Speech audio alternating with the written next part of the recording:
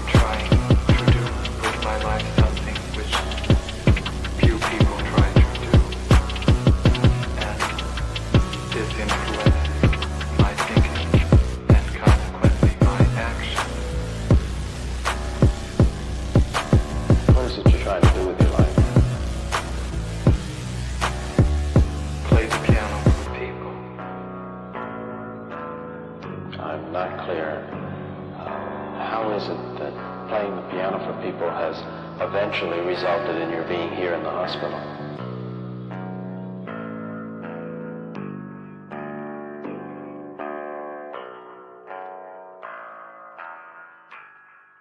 That's difficult to answer.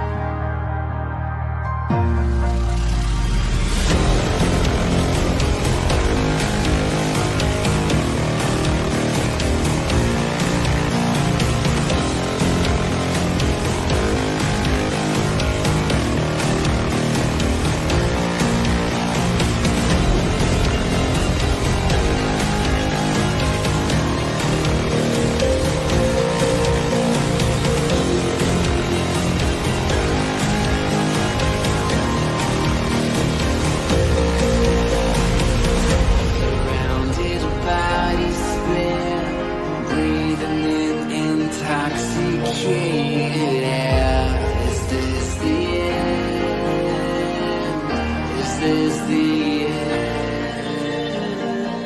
There's a noise inside my head of crying people facing death. Is this the end? Is this the end?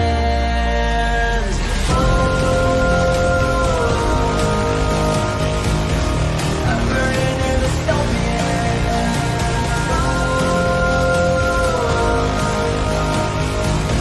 There's no place to hide.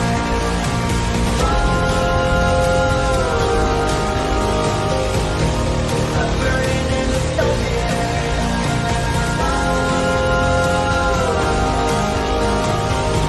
This is the final genocide. What have we done to the world?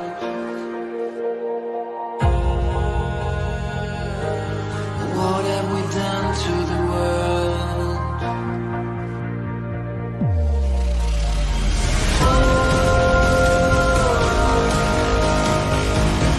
I'm burning in the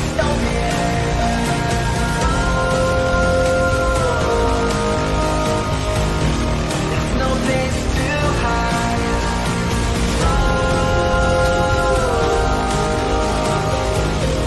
I'm burning in the This is the final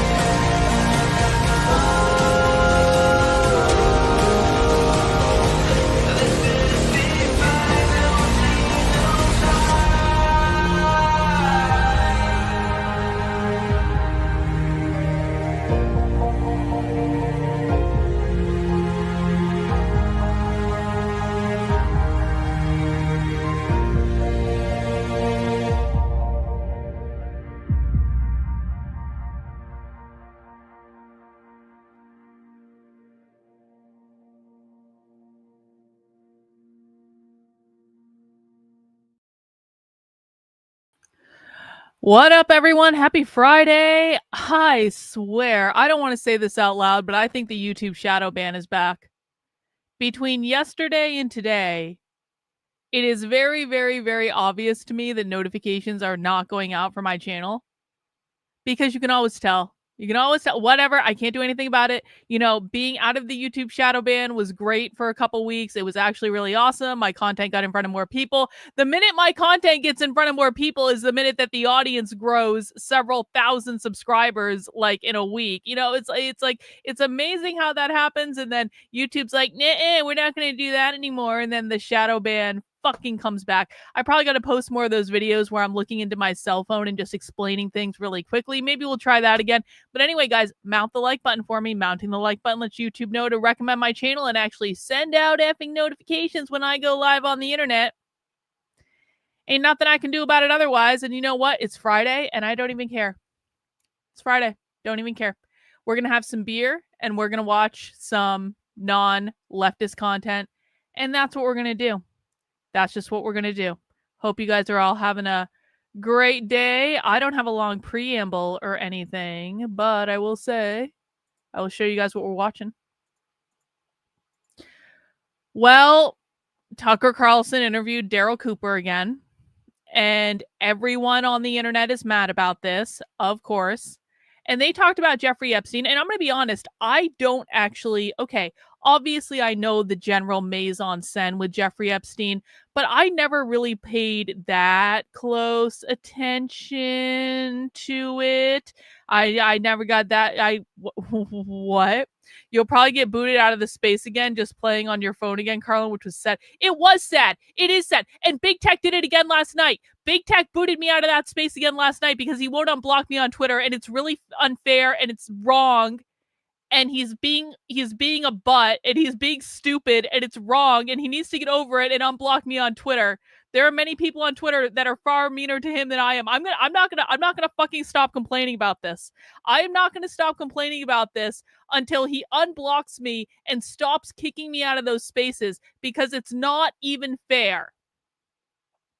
I am like one of the nicest internet trolls that he has. He has people that are way worse than me. And he's holding me to a different standard that is an unattainable standard. And his standard is he can do and say whatever he wants to on the internet, and I'm not allowed to respond. That is the Big Tech standard. and it's stupid and it's bullshit, and he should cut it out, and he should stop being lame, and everyone agrees with me and no one agrees with him, and he should cut it out. All right, that's all I'm going to say about that. But thank you, William, for allowing me to get that little rant out of my system. I'm not going to stop being upset about this. I like those Twitter Spaces, and it's not cool. He's being a retard. He needs to stop. Okay, I swear I'm going to shut up. Okay, anyway, we're going to watch Tucker Carlson interviewing Darryl Cooper because, of course, everyone on the internet is mad about this. And so I want to watch it. And I don't actually really know that much about the whole, like, history of the Jeffrey Epstein stuff. Obviously, I know kind of like what happened, but I was never one of those people that really delved into kind of like all the intricate details of what's going on. But I actually think that Darryl Cooper generally does a pretty good job. Just from what I've seen, I haven't delved into his podcast, but a lot of people like it. And anytime I've seen him in interviews or online, he kind of just seems like really kind of even keeled and really not that controversial. But then Tucker Carlson talks to him and everyone calls them anti-Semites on the internet for some reason. I can't imagine why. And so, I don't know. He put this interview up yesterday. It's about a little over 2.5 hours long. And so we're going to watch it and we're going to enjoy it. And we're going to kick back for happy hour. And that's what it's going to be. Now, of course, it is Fridays on my channel. And Fridays on my channel is happy hour. That means we have beer. So we have a little tradition on Fridays, which is I go to the craft beer store. Hang on. We have a tradition, which is that on Fridays, because it's been a long week. It's been a long week, and on Fridays we deserve to kick back and just have some fun. And so on Fridays I go to the craft beer store. I get 4 craft beers. Now, the reason I get 4 is not necessarily that I drink all 4 on the stream. The reason I get 4 is because I have to use these rings to get the craft beers, and there's 4 of them, and it's a nice even number. And so what I do is I go to the craft beer store, I get 4 craft beers, and then I tell you guys about the beers, and you guys get to vote on which one I drink first. It is still very summery beer options out, so there's a lot of sours, a lot of like shandies, a lot of lighter beers. I really do like sours quite a bit. I mean, who doesn't like sours? Sours are beer that tastes like a dessert, right? So we do have another very sour heavy week because that's just the beer that's out right now, and it's the beer that's good. So we're going to start today with Drecker Brewing Company. I always forget where Drecker is. I feel like they're in Colorado. They're in what? Hang on. Are they in Colorado? Where are you, Drecker? Where are you? North Dakota. Wow. North Dakota. So Drecker Brewing Company does these really fun beers that are like smoothies or like milkshakes or things like that. And this is a blueberry fluff beer. I've never had this one before, but Drecker tend to be rich and creamy and very like lactose. It says mallow fruited sour, so I bet that has some marshmallow in it, some blueberry in it, probably some lactose in it to make it nice and thick. So that's basically like a dessert in a cup right there. That is our option number 1. Option number 2 is actually, what is the alcohol content on this one? Hang on. Does it say? It doesn't say. Mystery alcohol content. That's always a good thing. Number 2 option is 7% alcohol, which was surprising to me that this would be 7% alcohol because it's a strawberry rhubarb beer. Now, I love rhubarb. Rhubarb is like the best thing ever. And every single strawberry rhubarb beer I've ever had has been good, has been tasty. And, you don't see them all that often. There was a couple years ago, this brewing company in Massachusetts made a strawberry rhubarb beer, and it was just like the best thing I ever had. I kept buying it all summer, and I haven't seen it since. And so I was really excited. This is not the same brewing company. This is Coos Brewing, and they're in New Hampshire, it looks like, which is good. And so I was really excited to see the strawberry rhubarb beer is back. So we have to try that one. 7% alcohol. We'll have to see how that goes. Third one is an old favorite. This is from Spyglass Brewing Company. Spyglass Brewing Company is right down the street from me in Manchester, New Hampshire. And I've had this one on stream before, but it was so good that I had to get it again. And you guys remember the last time I bought this one at the beer store, the guy that sold it to me was like, that's a really effing good beer. You're going to love that beer. And I said, oh yeah, is it better than their cheesecake berry beer that they made 2 years ago? Because I don't know what it is about Spyglass Brewing Company, but their beers are like crack. Their sour beers are so good. It tastes like dessert in a cup, but it's really alcoholic. 6.4% alcoholic to be exact. And yes, this beer is just as good as the cheesecake beer they made a couple years ago. And so this is called Shortcake Protocol. So this is a strawberry shortcake beer. So we have 2 strawberry beers today. We have the strawberry rhubarb beer and we have the strawberry shortcake beer. This one's probably going to be more beer-like. This one is going to be more like a smoothie.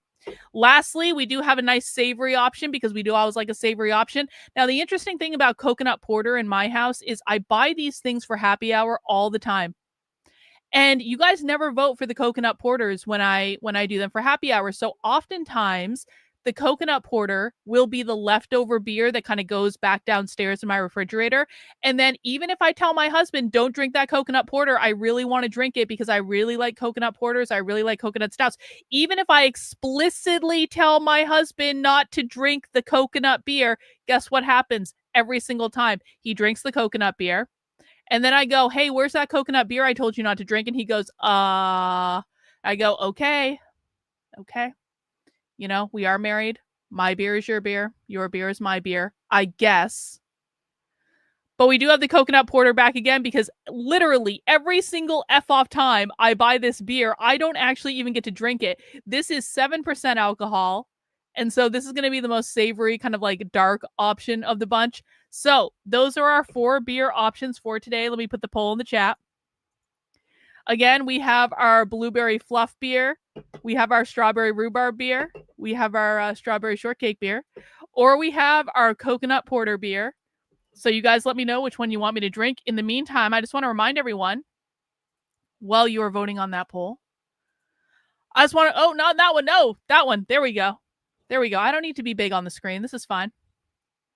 I just want to remind everyone that if you appreciate my work exposing the left, showing you radical revolutionary far left trainings, decoding the language of the left, make sure you head over to my Substack. That is Karlyn, KARLYN.substack.com. I know we're doing a little bit of a funner episode today. That's what we do on Happy Hour Fridays, is we do a more general interest episode. But the thing is that most days on the internet, I'm covering the radical revolutionary far left. I'm showing you inside their organizing meetings. I'm showing you inside their trainings. I'm breaking down their language. And if you appreciate all that, please make sure you are subscribed to the channel. I stream Monday through Friday at 5 p.m. Eastern time. Tomorrow, on Saturday, we do Socialism Saturday at 6 p.m. Eastern time. So you always want to come by for that. And just in case you missed it, last night I hosted a live class for new people on the channel because I've had a lot of newer people come in over the last couple months. And people have been asking for a good introduction to the language of the left. And so I said, here's this 4-hour video you could watch. And then people were like, Karlyn, a 4-hour video is really too long. Do you have anything simpler? Well, last night I recorded a class that is about an hour and a half long. It goes a little bit longer for a Q&A, but it's about 90 minutes long. If you can give me 90 minutes of your attention span, I will introduce you as much as I can to the left. This is a good crash course. It covers how the left defines capitalism. It covers why whiteness means capitalism. It talks about the relationship between capitalism and gender. And of course, it talks about why the left wants to abolish the nuclear family. There's probably at least a dozen clips in this training from radical revolutionary far left training. So you never have to take my word for it. I will always show you exactly what the left is saying in their own events, in their own environments, so that you never have to question where this information is coming from. You can always hear it from the left yourself. If you missed the class yesterday, it's called Re-Education, an Anti-Communist Introduction to the Far Left. You can find an on-demand copy of it over on the Substack. Just click on that link. You will find the video there on demand. You can also find the video on demand on my YouTube channel. I premiered it a couple hours ago. You can also find it pinned to the top of my Twitter, but it will be permanently on the Substack, and it's right on the homepage right now. But just in case you watch this video another day, you can always go to the How to Speak Socialist section, and you can see the 4-hour on-demand class is pinned at the top of the How to Speak Socialist section, but right underneath it is Re-Education, an Anti-Communist Guide to the Far Left. So the 2 classes that I have, the 90-minute introduction and the 4-hour deep dive, the on-demand copies of those classes are currently pinned in the How to Speak Socialist section of the Substack. They're completely free, available to everyone. So if you're looking for a good introduction to what is this crazy leftist language that we never hear about on conservative media because they don't really show us real leftist content, they show us clickbait outrage bullshit from TikTok. If you want an introduction to the real radical revolutionary far left, then you should go take that class. If my husband converted to Islam, would I wear a burqa? My husband would never convert to Islam. That would never, ever happen. So thankfully, I don't actually have to make that call, but thank you for asking such an interesting question, I guess. Let's see. What does the poll say? Last chance to vote. Oh, you guys are letting me drink my coconut porter. Everyone felt sorry for me. They're like, Victor's not getting the coconut porter today. 50% of you voted for the coconut porter. Excellent. Let me just put the rest of the beer back in this cooler. Hang on. There we go. That's so nice of you guys to let me have my coconut porter. That's really nice of you guys. Thank you.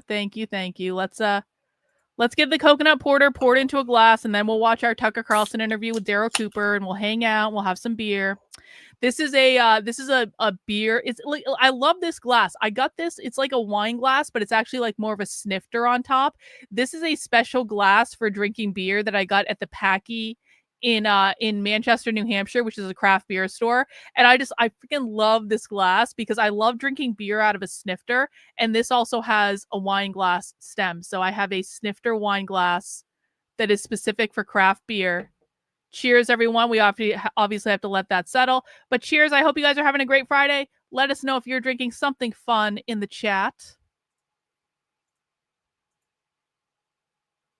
And let's just chill out. Watch this interview. Let's see what happened.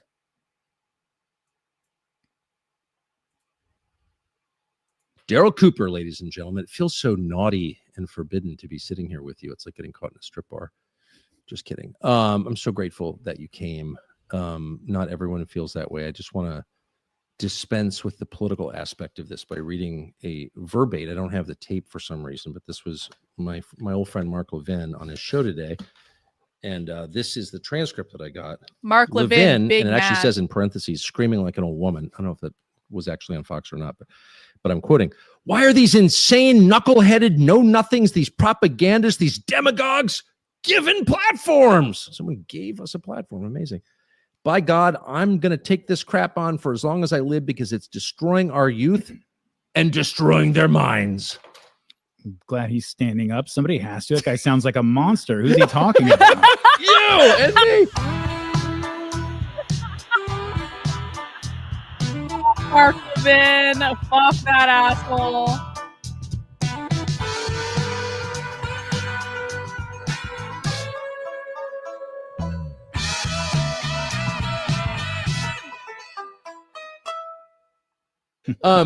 So I think it'd be really fun to spend maybe 3 hours, being mean to Mark Levin. I've already done that. I want to create a documentary record. You've already done this with your podcast, but for people who haven't seen it, I want to create a documentary record here of everything that we know or think we know without too much speculation. Just like stick to the facts about Jeffrey Epstein, the basic questions of Jeffrey Epstein. I feel like I know a lot about this topic. You know much more than I know. So without further preamble and just being clear, I'm not here to make political points about this. Turn the chat on the screen, guys, so you can see your chat on the screen now. Which is quite remarkable. I don't really understand it. So people tuning in to learn this is a good beer. Cheers. What is happening at the White House or in the Congress about this. I can't really say at this point. There'll be time for that. But for right now, I'd really just like to learn about Jeffrey Epstein. So with that, who was Jeffrey Epstein? Well, Jeffrey Epstein just started out as a normal guy, born in Coney Island, in the 1950s. First record we really have of him when he appears for us is in 1974, when he's hired to teach mathematics at the Dalton School, which is an elite private school in New York City. Now, I'm not familiar with New York City K through 12 education system, but I'm told it's a very elite place that it is can have their pick of mathematics teachers from all over the world if they want it. And so they hire a guy who's 20 years old, who dropped out of college after 2 years at Cooper Union with no teaching experience to teach math at this school. That is crazy. At the age of 20? At the age of 20, basically on the strength of a meeting with the headmaster of the school at the time, a guy by the name of Donald Barr. Who was Donald Barr? Yeah, so that name might sound familiar. Donald Barr is a very interesting character, not least because his son, Bill Barr, was the attorney general who had Jeffrey Epstein arrested and No oversaw shit. his death in the federal jail that he was That's Can I just ask you, I already said I crazy. wouldn't interject, but I'm asking you to pause already. What are the actual odds of that? The Attorney General of the United That's States, who arrested Jeffrey crazy. Epstein, oversaw his death, declared his death as suicide before the investigation ended, is the son of the guy who hired Jeffrey Epstein at age 20 with no teaching experience or college degree to teach at one of the most prestigious schools in Manhattan. What are the, if you're like, hey, Grok, what are the odds? What do you think the odds are? Well, whatever the odds are, let's add a few more zeros to that. Okay. So Donald Barr was also somebody he used to work for the OSS, which was the precursor to the CIA back during World War II. So Of course he has did. that connection. Of course he did. Excuse me. Everything Donald in Barr our world also, is making gay. dabbled in science fiction writing in his spare time. One of the books that he wrote is called Space Relations, and he wrote it right around this time that he hired Jeffrey Epstein. And I've read the book, and you can go read about it on Wikipedia. It's close enough to basically what the plot is if you want to get the idea of it. The long and short is... But you read the book. Oh, yeah, I have a copy. I make sure I get a copy of things like that. I've got a copy of, I went out and made sure I got a copy of the Architectural Digest and Washington Life magazines that profiled Tony Podesta's house and art collection, just in case It disappeared. it disappears. Yeah. And so, I got a copy of it. I read it. It's not a good book. It's a pulpy kind of L. Ron Hubbard style science fiction book, sort of. But the basic plot of it involves the main character who is kidnapped and sold into slavery on this alien planet that's ruled by 7 oligarchs who just have been corrupted by their power and their wealth to the point where they're basically insane, and they spend most of their time breeding young slaves and kidnapping children from around the universe to bring them home and use them as sex slaves. And the main character, he gets assigned or given to the one female oligarch on the planet.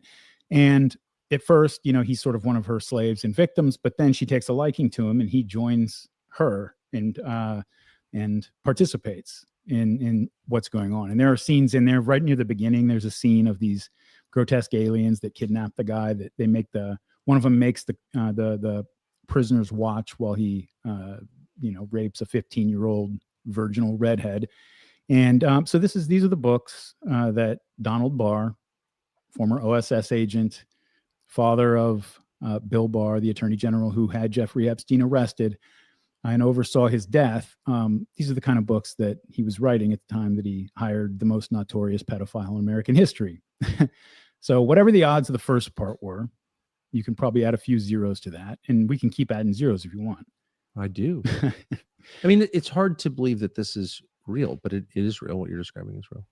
Yeah, totally real, totally verifiable. This is not stuff you're going to find on fringe websites. You can find it in any mainstream story about it, Wikipedia, even whatever. So Bill Barr himself, he was an intelligence connected guy very deeply. His first job out of college was as an intern for the CIA in the mid 70s. And that doesn't sound like much until you learn that he was a legal intern with the CIA whose job was to be the liaison to Congress during the Church and Pike Committee hearings that were really like the first, and up to this point, probably only time that the CIA has faced a real threat of oversight and clamping down on its activities. And so this was a very, very critical time when a lot of the agency's secrets were coming out and they were facing the possibility of, well, they didn't know. I mean, the agency might have gotten shut down, if this had gone badly for them. And so Bill Barr is the legal intern who is the liaison. And what that meant was, he was the guy that when Congress requested some documents, he's like, okay, goes back to the agency. Here's what they want. Okay, well, here's what we can give them. And he goes back and convinces them that this is all there is, or that they don't need the rest or anything like that. He was that guy, to smooth that over and make it work. And he apparently did a very good job because the boss of the CIA at the time was George H.W. Bush.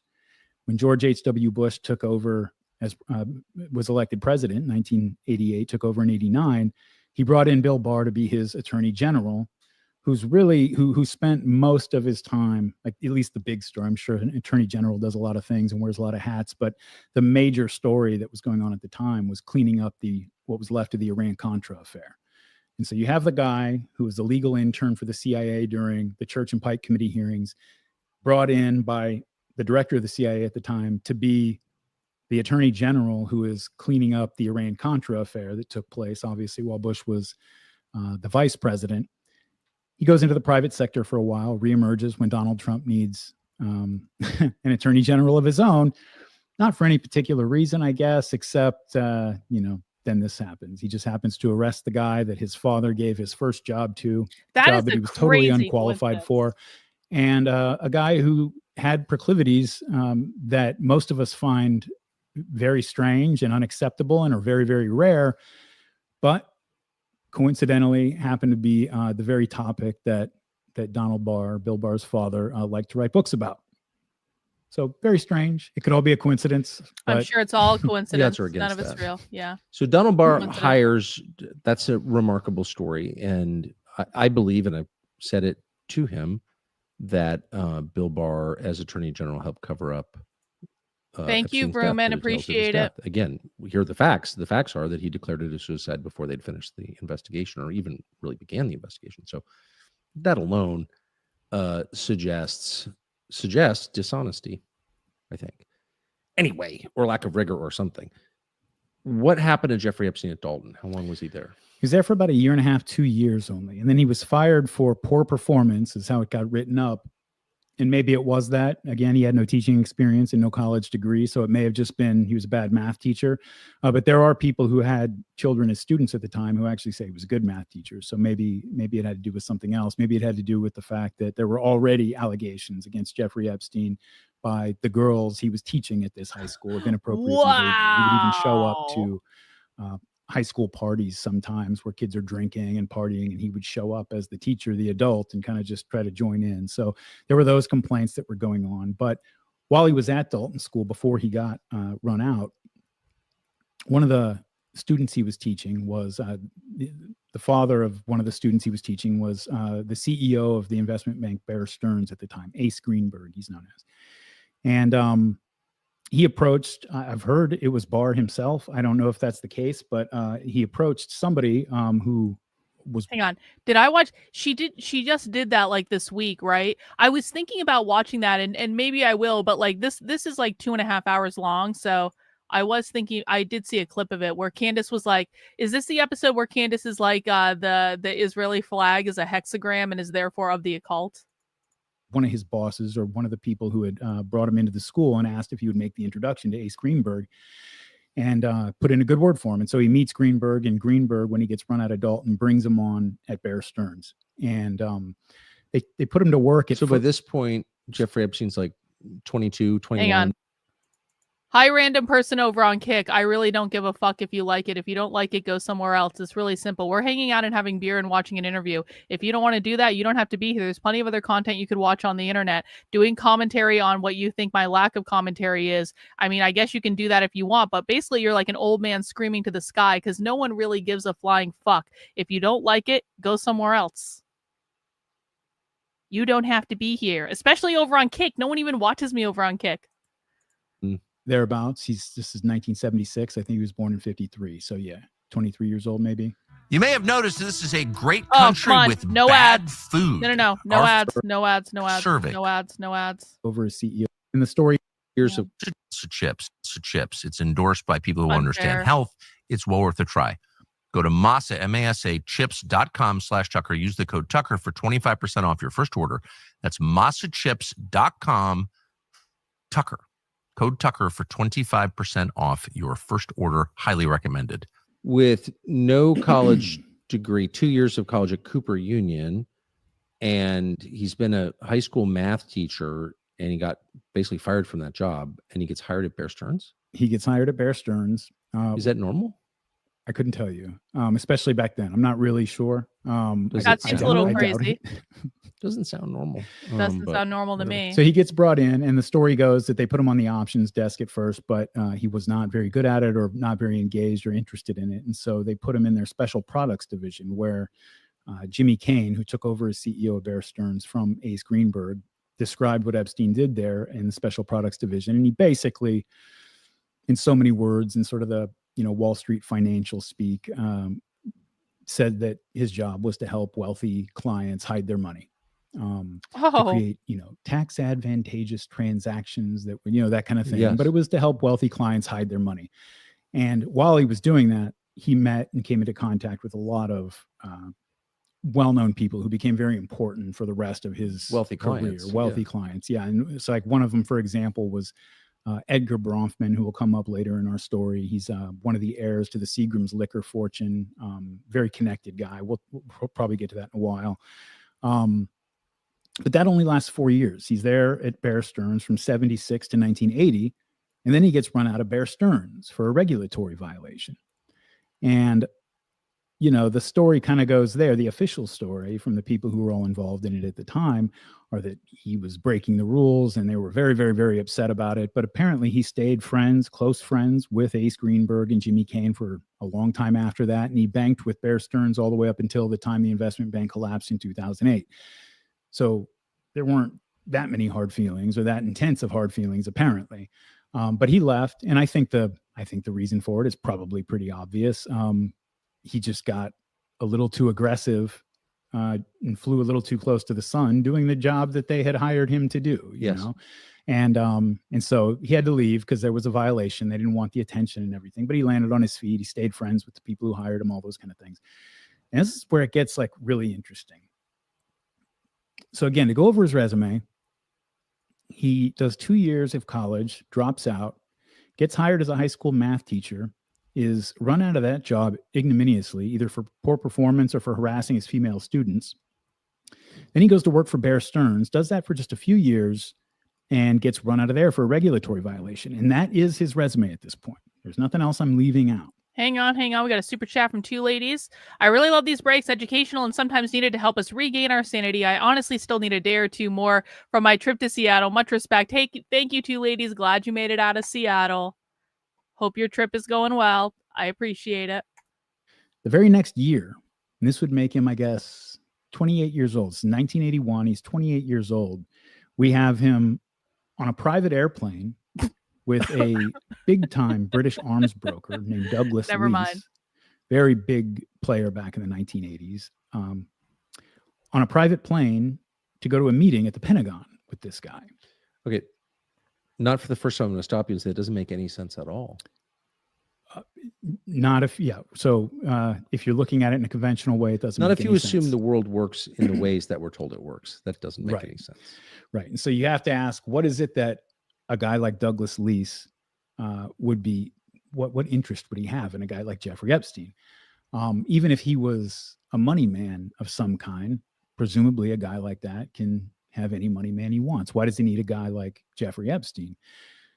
And I think the answer is, and this is the answer to a lot of researchers have come to over the years, and I think it's the most obvious one, at least the simplest, is that when you look at the kind of things that somebody like Lease would do, it's not as if Lease owned a weapons manufacturer. That's not what he did. He was a fixer. He was a guy who made the deals happen. He made sure the right people got paid off and that everything was kind of smoothed over so that these things would go through. He was mentioned, for example, in the UK Parliament in the 1980s in reference to the El Yamama weapons deal with Saudi Arabia, which is the biggest weapons deal in UK history, I think, to this day.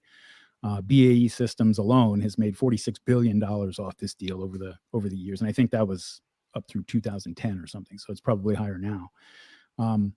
But there have been allegations from politicians, from lawyers, journalists, other weapons companies who were upset about, their competition getting a leg up this way, that there was bribery. There was all kinds of shady stuff going on behind the scenes to make sure that the deal went the way that they wanted it to go. And, you think that a guy a guy like Lease, whose job is to go around and make sure that people are being paid off with illicit funds that cannot be traced, because then you end up like Lockheed Martin did when they got caught bribing officials in Japan to sign off on a weapons deal there. Nobody wants that. You got to hide your money better. You got to figure out how to do that in a way that nobody's going to track it. And that's why you need a guy like Jeffrey Epstein. You're not going to be able to walk in the front door of Goldman Sachs and say, I need to talk to one of your money managers. Hey, can you launder this money for me? You need a guy who's morally compromised, who is willing to get down in the dirt and do this kind of work. And that is what Jeffrey Epstein had just spent the last 4 years at Bear Stearns doing. I don't know how, I don't know this may be out there, but I can't remember ever coming across how it is he met Lise. But it was probably, through the wealthy clients that he was working for there at Bear Stearns, so that when he did get run out, they made sure he landed on his feet and he was doing something that, he could actually succeed at. And so you go through the 1980s, and Lise is the guy who introduces him to Robert Maxwell. He introduces him to a lot of big players and figures in European politics and in the economy, and introduces him to Maxwell. And Maxwell introduces him to his daughter, Ghislaine, who became his partner in crime, I guess you'd say, over the years.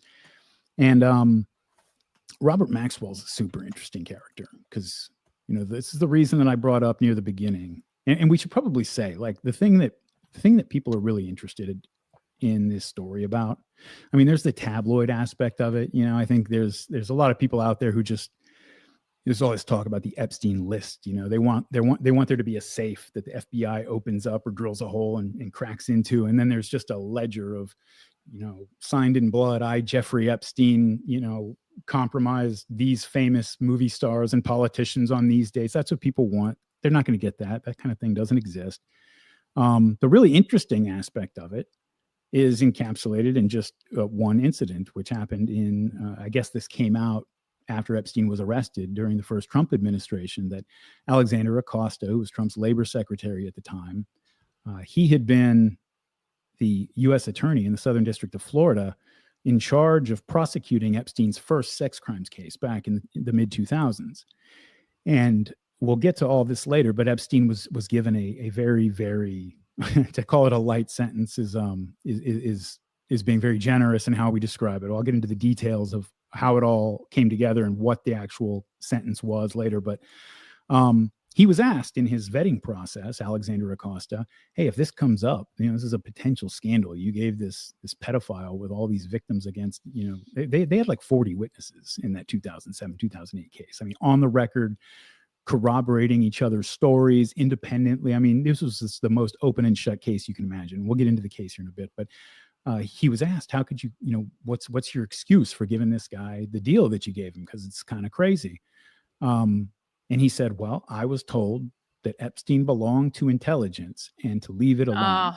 Now, this is from obviously, to be fair, this is from an unnamed source in the administration who was involved in that vetting process, as told to the journalist Vicky Ward.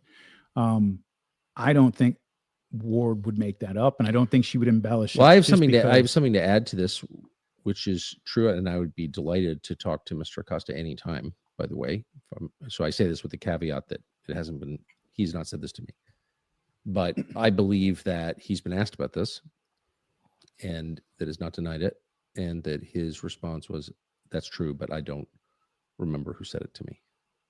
So you walk into my garage, my actual garage. One of the first things you see is a Liberty safe. The gun. Money overseas. That's why Liberty is the best. LibertySafe.com. The whole Centurion line is there. Keep your family protected. You'll be glad you did. We are. Well, I mean, how many people can tell the U.S. attorney for the Southern District of Florida to drop a case against a pedophile with 40 on the record witnesses corroborating each other's stories? There's not very many people who can tell him to do that. No, there's not many people who can murder an inmate in federal lockup in Manhattan either. I mean, who's he going to take that order from? And who is it going to have enough juice from that he's going to say, yes, boss, and actually go do that? The deputy attorney general and the attorney general, maybe, I guess. I mean, there's just not that many people who can do that, and in the whole case, and we'll get into this later, was, it was just incredibly shady how it was handled from day one. I mean, but yeah, anyway, I'll put that aside because the interesting thing there is you have the most famous and prolific mass pedophile in the history of the United States, certainly the most famous one, who the labor secretary under, I don't know if they put people under oath when they do these vettings, probably not, but he told somebody in a setting where it mattered and where he wasn't being watched, this wasn't for publicity or anything like that. It was behind closed doors. He said that Epstein belonged to intelligence, which, could mean a lot of things. A lot of people want to hear that he worked for the CIA or the Mossad or something like that. But, there's a lot of there's a lot of wiggle room there when you say, I think Naftali Bennett, the former Israeli prime minister, just came out recently and said, I can say categorically that Jeffrey Epstein did not work for the Mossad. It's like, yeah, okay, so he wasn't an employee of the Mossad. Was he an asset of Israeli military intelligence, which is something different? Definitely not. The Jews would never do that. Kind of not. They would never do that. Either. And so you got to be careful with Israel never blackmails in the people. words that people use.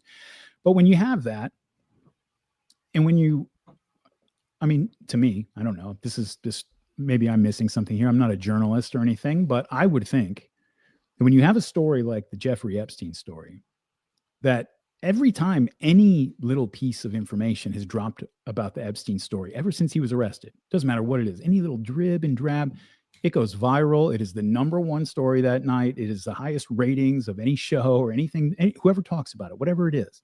Everybody wants more information on this story. It's just too good to be true from like a network or newspaper perspective, right? You talk about like billionaire playboy who has connections just around world governments and U.S. government, including just wealthy, famous people, business owners, people that everybody has heard of and sees on TV all the time, that guy was running a mass pedophile ring. And the labor secretary under Donald Trump, who was the guy in charge of prosecuting him in 2007, said that he belonged to intelligence. I would think that every newspaper in the country and every cable news channel in the country would have a team of reporters camped out on that dude's lawn to stick a microphone in his face every time he left his house and say, what did you mean by that? Can we get some kind of clarity on whether this pedophile was, belonging to, but we don't get that. And when you don't get things like that, you get a lot of room for speculation. And, it's kind of justified speculation. I mean, what is that? And instead you get a lot of emphasis on the sex part, which deserves attention. Of course, these are sex crimes, apparently, in some cases against minors. Horrible, not acceptable. But the other parts are completely ignored. Like, what was this guy doing? This Cooper Union non-graduate who had a Bear Stearns, and then he's with an arms dealer flying private to a meeting at the Pentagon. Like, take 3 steps back. What is that? Hired by a guy at that first job who had connections to intelligence through the OSS. Whose son was a CIA connected guy. So all of these, the reason I threw out all of these kind of intelligence connections that aren't, this is all circumstantial stuff that doesn't attach necessarily. The fact that Donald Barr worked for the OSS back during the war, or that his son Bill Barr worked for the CIA, that doesn't by itself mean anything about Epstein. I think his son Bill Barr spent 6 years. I think 6, yeah. So he wasn't just an intern. And by the way, he stayed. Right. Was an employee. Mm-hmm. But it's not just circumstantial, because you have apparently the former labor secretary saying, former U.S. attorney, federal prosecutor saying he belonged to intelligence. So anyway, I'm not trying to justify my interest in this. I don't think it needs justifying, but I think the people who haven't covered the story and the material parts of the stuff that actually really matters, they need to justify their lack of interest in it. Like, what is that, New York Times? Yeah, it's natural to start asking questions when a question that would occur to anybody, somebody who just heard a 5-minute synopsis of the story, and they're from Mars and they have never heard any of it before. You tell them the short little story, a 5-minute version of it that I just told you. And the first thing they're going to ask is, well, what did he mean when he said that Epstein belonged to intelligence? What's going on there? And you can't get a journalist to ask that question. Right. And so it's natural for us to start wondering why that is. Well, because the question that all of this bears on, the purpose of this interview, the purpose of all questions that I've ever raised about Epstein, go back to one central question, which is who runs the world? Who's making the decisions and on whose behalf? Poll in the chat. Let's just all answer Tucker's question. Who do you guys think is running the world and making all the decisions? I'm just curious. There is no right or wrong answer to this question. Just follow your bliss, whatever you want to answer. Let me know in the chat. Who do you think is running the world? Yeah, definitely not the Jews. We would never say it's the Jews. We are not anti-Semites on this channel. No anti-Semitism allowed. We love bagels here. Hitler was the worst person that ever lived. No less than 10 million Jews died in the Holocaust. Never again, never forget, all that stuff. You can fuck right off. The knitting stays. I would sooner lose you as a viewer than I would lose my knitting. I will never give up knitting. You're gonna have to work out your feelings on that. I don't even know who you are. Yeah. Oh, the Frankus. Excuse me. Yep. It must be the Frankus. It's the Frankus. Yeah. Okay. Thank you. This idea that, you know, there are all these 100 and whatever nation states each acting in its own, that's not true. And so what is true? This may point us in that direction.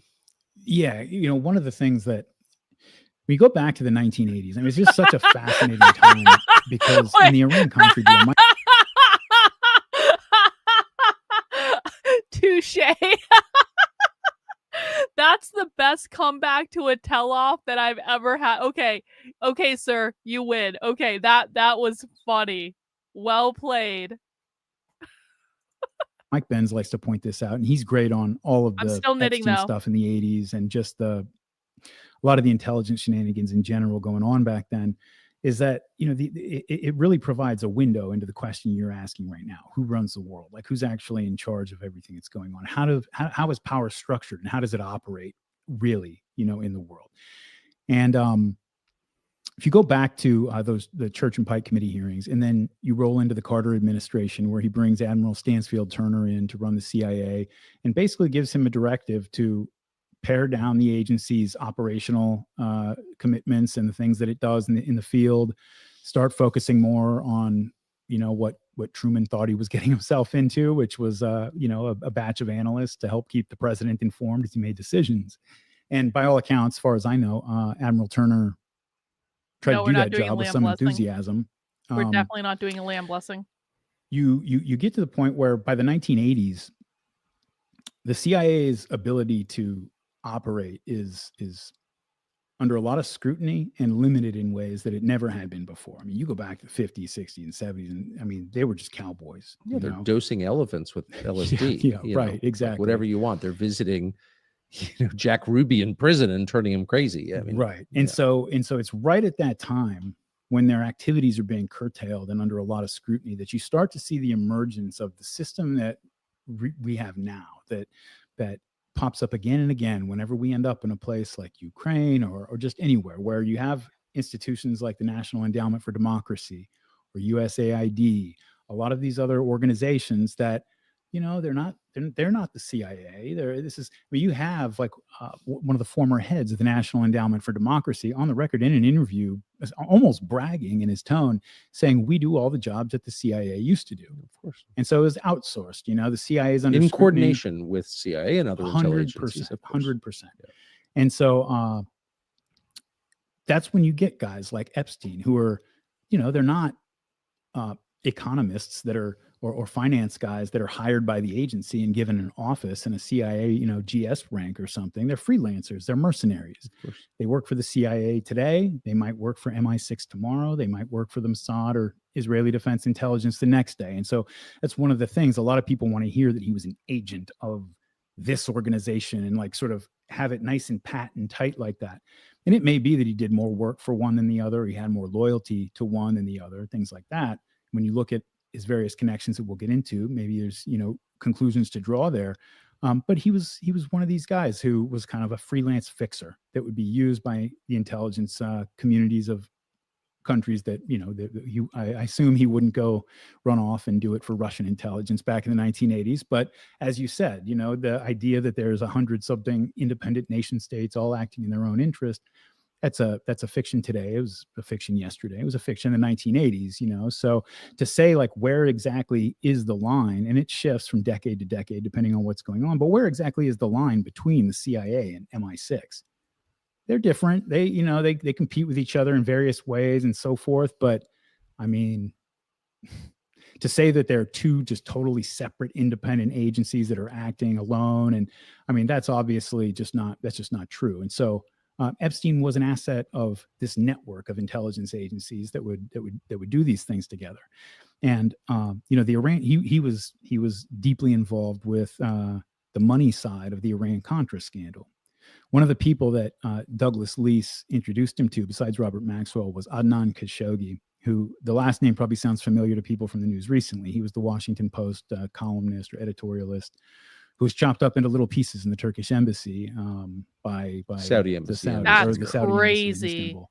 By you know, the Saudis who had taken him.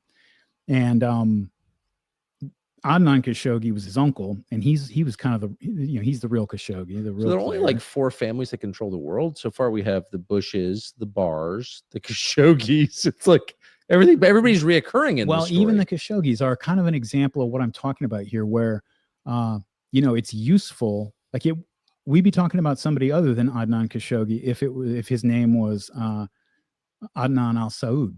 You know, the fact that he's not a part of the royal family, he's a cutout. These people are cutouts because that's what you need. You need, when it gets to a point where, you know, they get a little bit too loose, too public, they start doing things that are drawing too much attention, that you can cut them loose without it being your cousin or brother that's going to cause like real internal strife, you know? And that's what happened. Adnan Khashoggi eventually went to jail. But so Adnan Khashoggi was like the comic book version of like your, you know, your Arab billionaire, just sort of very decadent, everything gold, crazy, giant yacht that was later bought by Donald Trump, actually. But Adnan Khashoggi was, and again, this is mainstream news. You don't have he had a harem, the whole thing, like whatever you think that somebody like that would be like, that's what he was. That's who he was like. Although apparently a very devout Muslim, which is, you know, seems like a contradiction, but I don't pretend to. Also, in the words of people I know who knew him, good guy. Yeah, isn't that funny? Good guy. You hear that clicking in the background? Oh, come on. That's the sound of seriousness. Come on. That is the sound of the new album. By Donald, realize that the ship's sinking, and they want to go pull the nice brass doorknobs and, you know, sink fixtures off so they can escape. And that was happening even in the 1980s. And that's why, you know, you look around the world back then, and everywhere you look, you got civil wars, you've got militias kicking off revolutions, and they've all got AKs. They've got all the Russian-made gear because it's all being sold off by, you know, whoever can get their hands on it in the Soviet Union. And we're talking billions, tens, hundreds of billions of dollars of weapons that are hitting the world black market, right? And Adnan Khashoggi at this really critical time in the history of, I guess, the post-war order, but also just the history of the intelligence communities in the West and other places. He's kind of one of the main guys who is, you know, he doesn't, just like Douglas Leese, he doesn't own a weapons manufacturing company. He's the guy who makes the deals happen. He's a fixer. He's a guy who goes between different parties who maybe don't speak the same language or whatever, and he makes sure the right people get paid. He knows who has to get paid, all these things. And so, for example, you go back in the 1980s, when he was working on the books for companies like Lockheed Martin, and I'll get the exact number wrong right now, but it's like this. I mean, there was like 1 year they pay him $180 million, and this is like the 1980s, so it's probably $500 million today. Another year, $210 million they pay him in 1 year. You know, I mean, this is you know, and he's not manufacturing anything, correct? And he's not actually buying anything. Correct. He's merely the middleman. He is the middleman and the deal maker. That's a lot. That's a big vig, I think. Yeah. And so a lot of that money obviously is not being kept by him. It's being paid out to the people that That's right. You need in order to make all this happen. But a huge amount of it's going to him, you know? And so if you are a guy who, let me get to this part. So after Jeffrey Epstein leaves Bear Stearns, and around the same time that he ends up on that private plane with Douglas Leese on his way to the Pentagon, he starts his own company.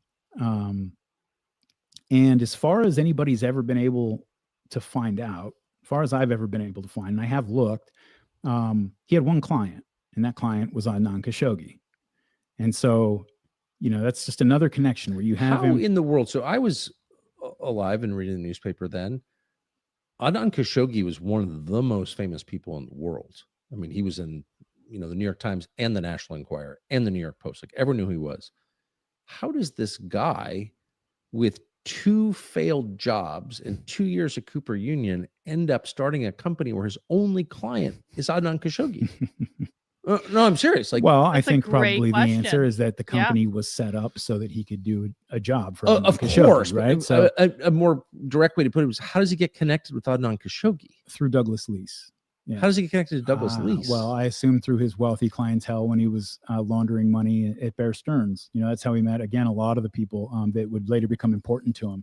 And so you gotta admire his pluck. He was a hustler, man. You know, that's definitely true. It's sort of a I think when people get up to that level of power, or just, when they reach those heights, even if it's a lot of times if it's athletes, but if it's political figures or anything like that, there's often an obsessive impulse that drives them to be very successful, but often disorders the personality in ways that became was disordered, according to people know. But it's just interesting. It's amazing how many people he intersected with. Yeah. In his life. I remember when Anthony Blinken became Secretary of State, and I had been following the Epstein story and just all the connections with it for a long time by then, and so I knew that Anthony Blinken's stepfather was Robert Maxwell's closest confidant, his lawyer, and the last person to speak to him before he died. Before he was murdered. Yeah. Probably. Yeah. And we'll get to that too. But it's like, I've learned over the years not to place too many demands on our ruling class. I don't want to get all crazy. I'm not going to tell you guys to stop taking bribes. I'm not going to, that's all fine. Just keep the bribes. Yeah. Whatever. Can we have one major public official that is not a single degree separated from Jeffrey Epstein? Is that possible? Because apparently it's not possible. No, you got Donald Trump talking about the issue the other day on camera, and the guy standing next to him is Howard Lutnick, who was Epstein's neighbor for years, in New York on Fifth Avenue. Yeah. It's like, can we just get one important person who's not 1 degree or less separated from the most prolific mass pedophile in U.S. history? Is that possible? Because apparently it's not. You may be answering the question, why is the press not as interested in this story as they would under other circumstances be? I have the feeling if you were accused of being a mass pedophile, there'd be more media interest in it. No, they would love that. Yeah, when you're somebody like me, or probably somebody like you, it's good that we don't drink and we lead pretty boring lives. Right. So that's okay. So Douglas leaves, he winds up on this plane. Then he starts a meeting at the Pentagon, presumably about arms sales. We're not exactly sure how he got into the company of Douglas Lease, but we assume it's because he was set up by one of his clients at Bear Stearns, from which he was fired in a job that he was apparently set up by Donald Barr to get. Okay. Then he sets up this company to work with or for Adnan Khashoggi. What happens next?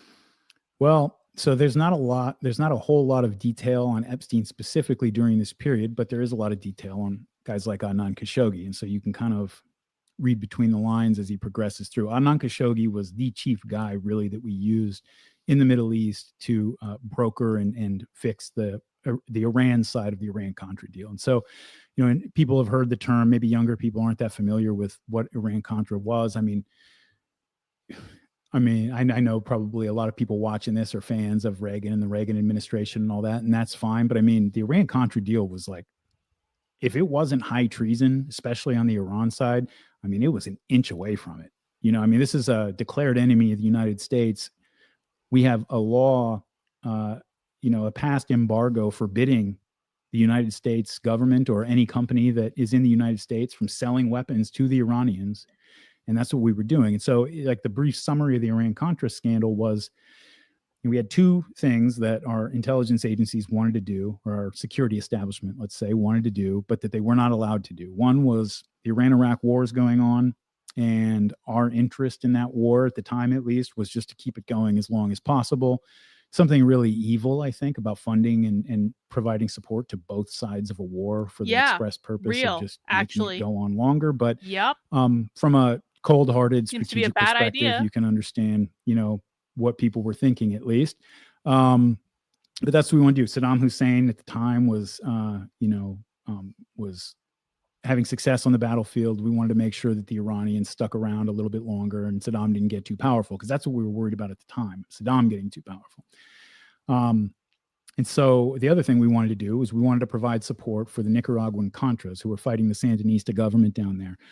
In the early 1980s, an amendment to a budget was passed in the House called the Boland Amendment. It was passed 477-0, which, if you're a president, we've learned you can kind of defy Congress to a degree. If they voted 477-0, you're probably playing with a little bit of fire if you want to do that. And so, but we really, really, really wanted to support the Contras against the communist government in Nicaragua.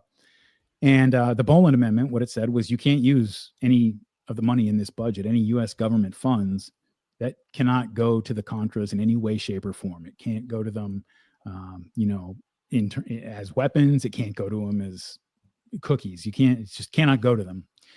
And so you got these two things that the security establishment really wants to do that they're forbidden by law from doing. And they bring both of those things together and figure out how to make one hand kind of wash the other.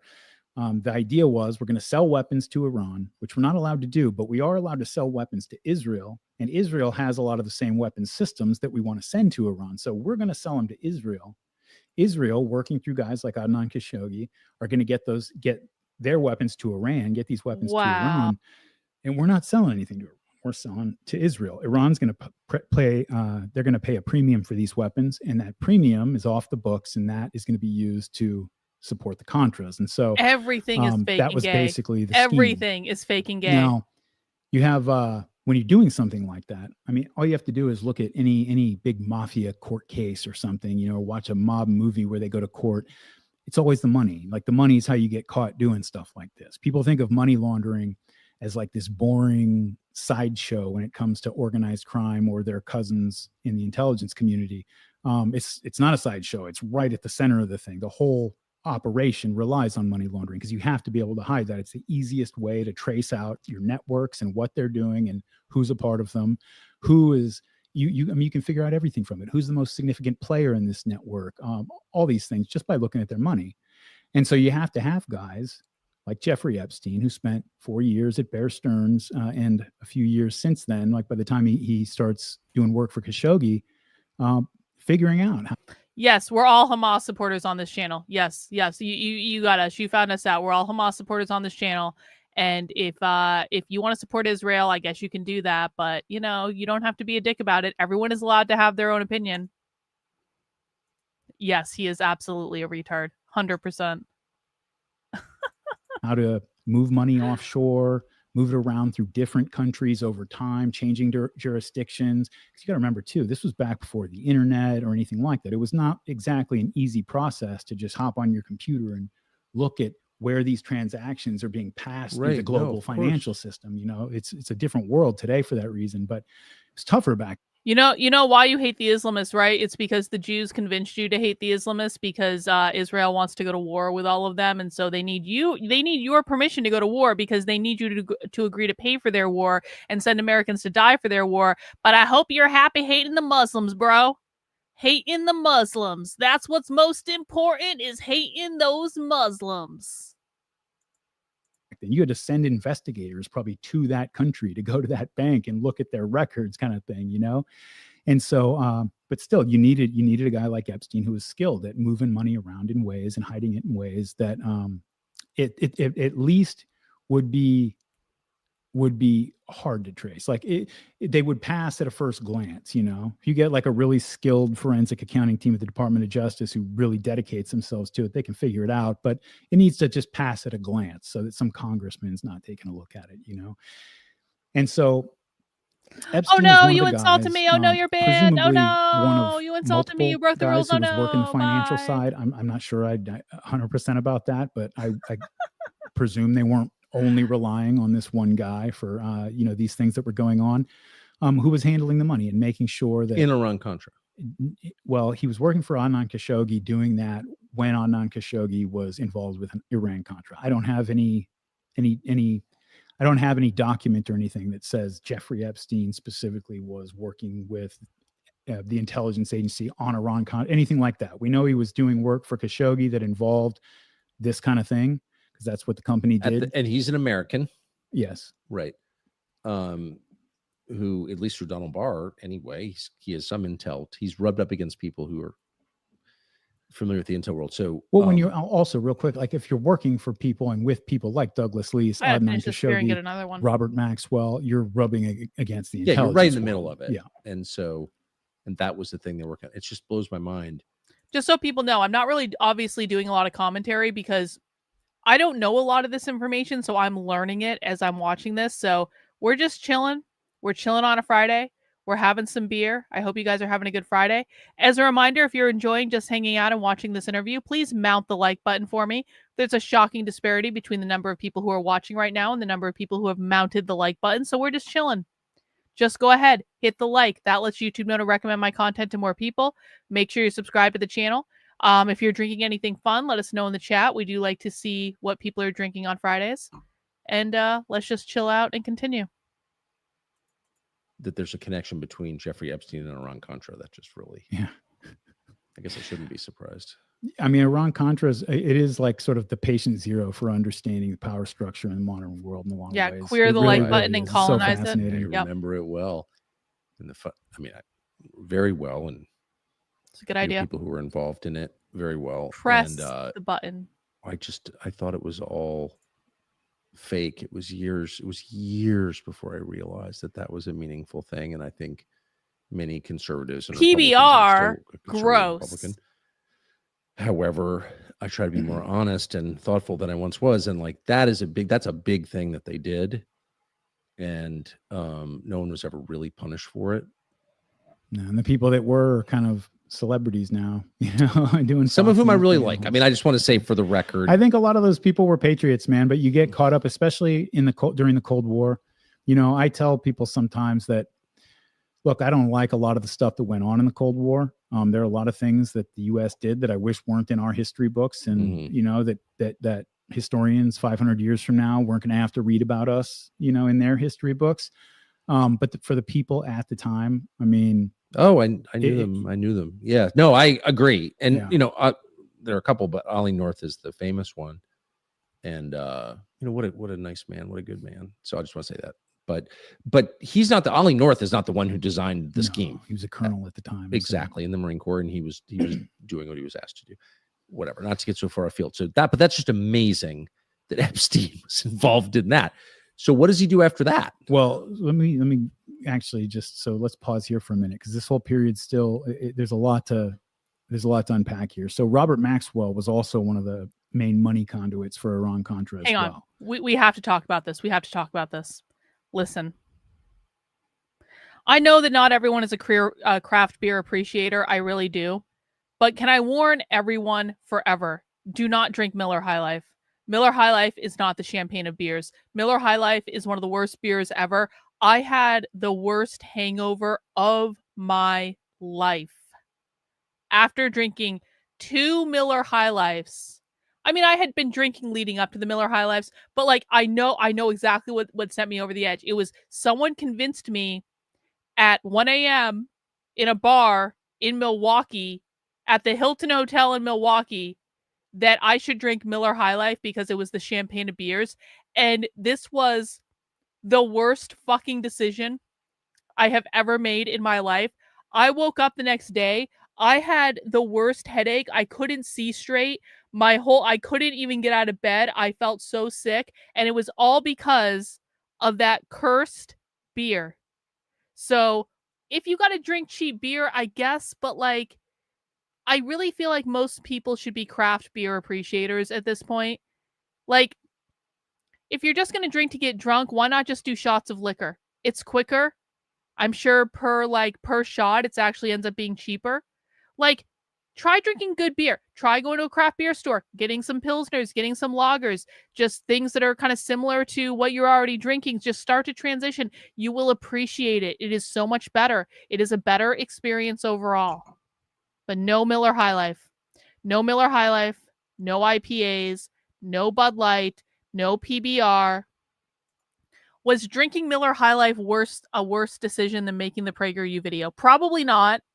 If I had to choose between the two, drinking Miller High Life or making another PragerU video, I would definitely just drink the Miller High Life and take the hangover and just be done with it. But it was still a really, really bad call. And as evidenced by the fact that probably happened at least 10 years ago, and I still remember it. Let's talk about Robert Maxwell. Fascinating guy.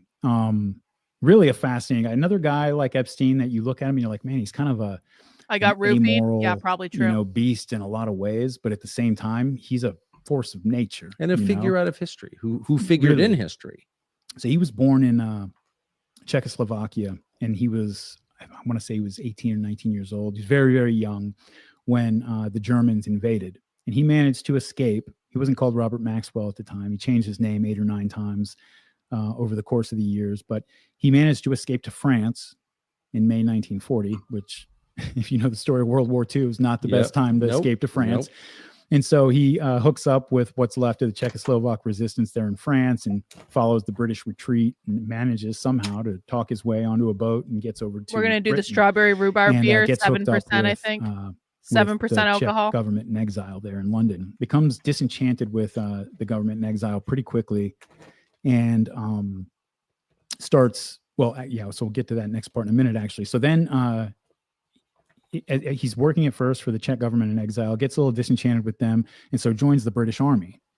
And he's a part of the Normandy invasion, and he was in heavy combat all the way to Berlin. He won the second highest medal that the British Army gives out, not just to foreign volunteers, but to anybody. So it's the Distinguished Service Cross or the Navy Cross here in the U.S. And, you don't MC. You don't get those just for right. Yeah. You don't get those just for, showing up on time every day. Like he got it for storming a machine gun nest and saving a bunch of people's lives, so physically courageous guy, obviously very resourceful, ballsy guy, to make it across Europe at such a young age and do all these things. After the war's over, we occupy Germany. Well, hey, thanks, he Bert. goes to I work for appreciate British that. Intelligence. First as a translator.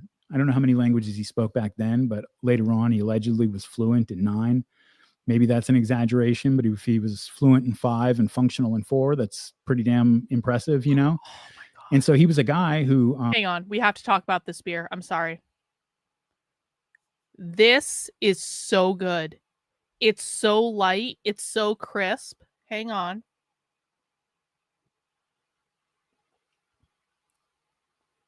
It's like tart.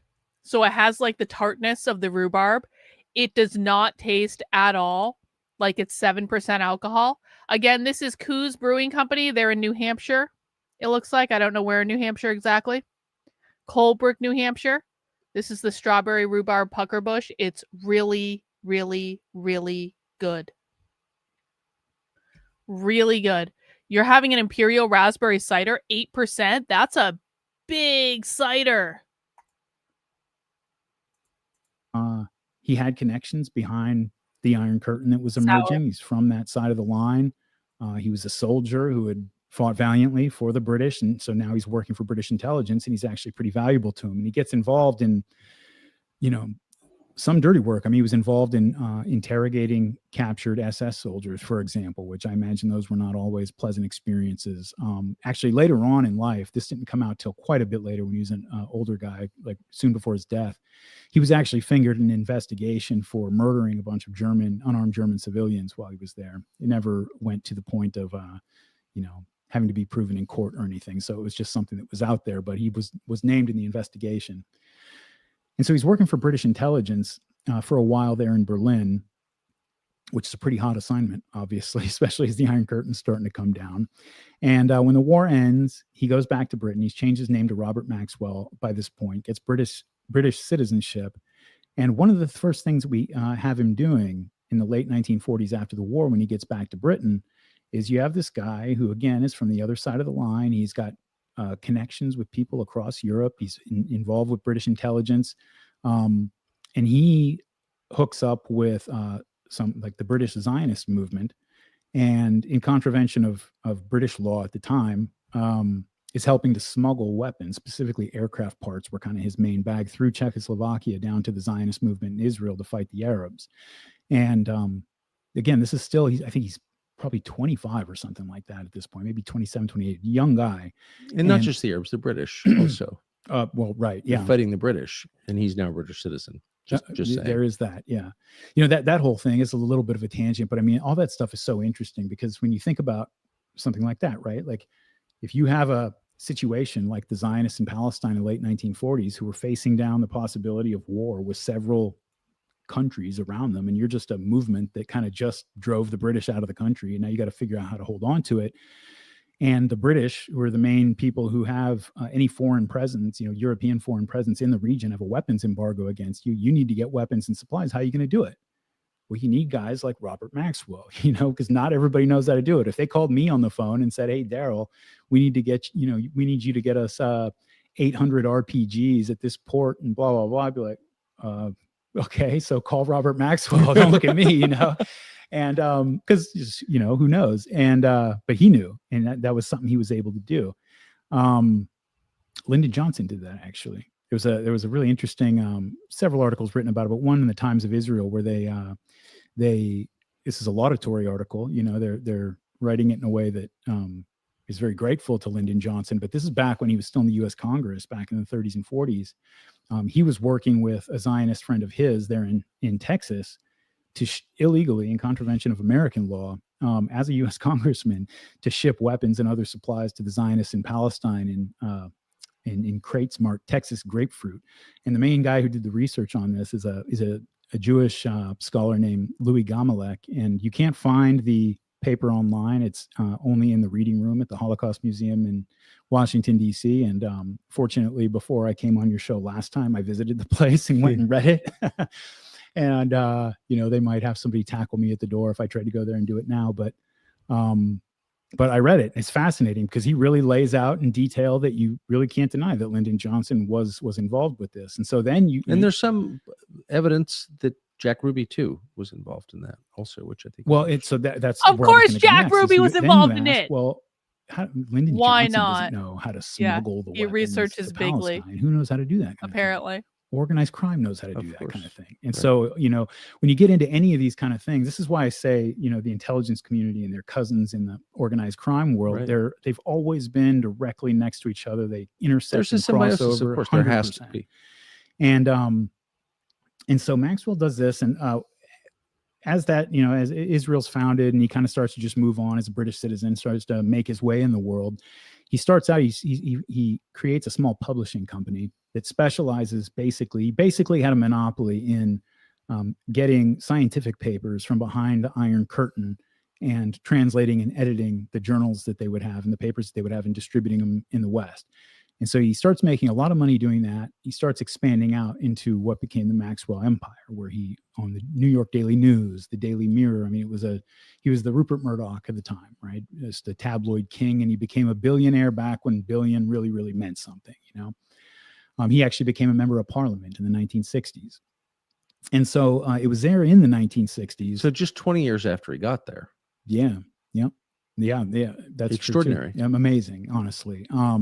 And it was there in the 1960s that the Mossad representative in Great Britain, like the assigned guy at the time, was Yitzhak Shamir, who later became the prime minister of Israel in the 1980s, but started his career as the leader of the Stern Gang, a very infamous terrorist group that killed a lot of people back in the 1940s.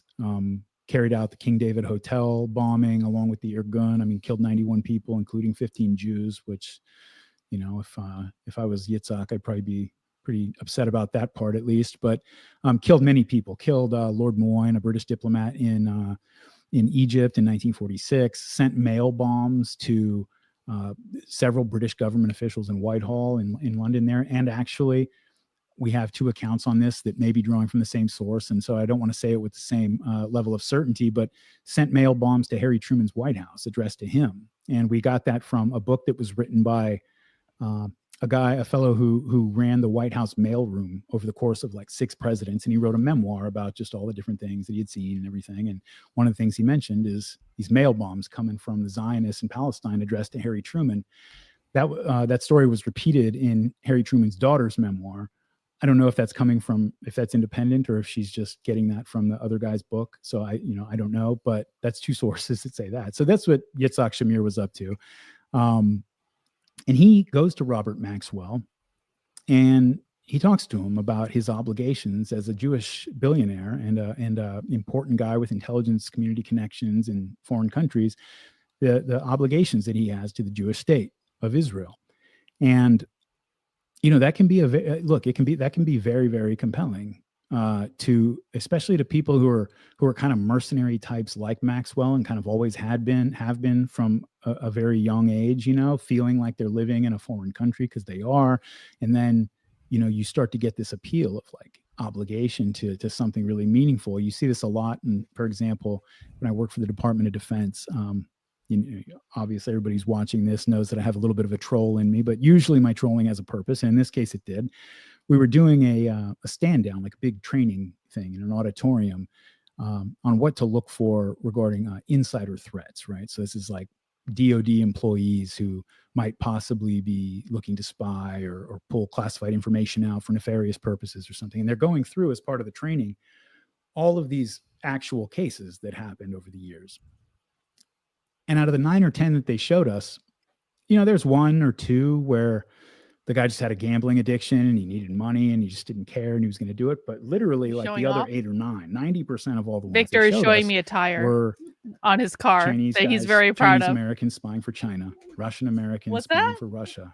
It is cool, Jewish Victor. Americans Victor, spying for okay, Israel. hang on. And all of them, hang on. Pretty much. Victor is so excited about this tire that he's just come up to show it to me.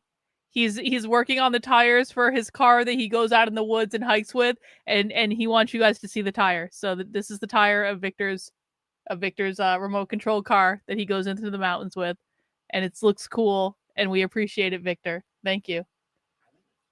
I agree. It looks good. It's a tire.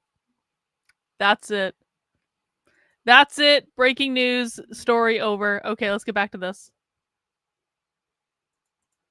This was just a pattern and nobody was talking about it. The car is still downstairs. He only brought up the tire. And so leave it to me. I raised my hand at the end when they took questions and I brought that fact up. I was like, what are we supposed to exactly do with that information?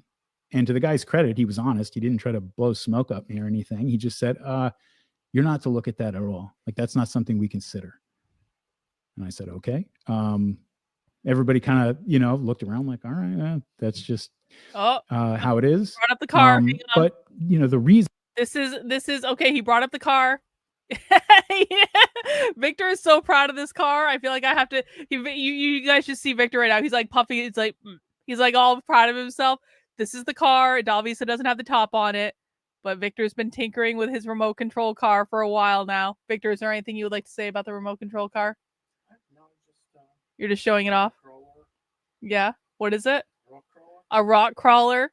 And Victor goes hiking in the woods and he takes the car with him and he goes with his friends and all of his friends bought cars too. And this is the boy time that my husband has. He goes out with his friends into the woods and they hike around and they drive their cars around and they drive them up and down the hills and they make them go on rocks and things like that. And he tinkers around with the all the inner parts and stuff.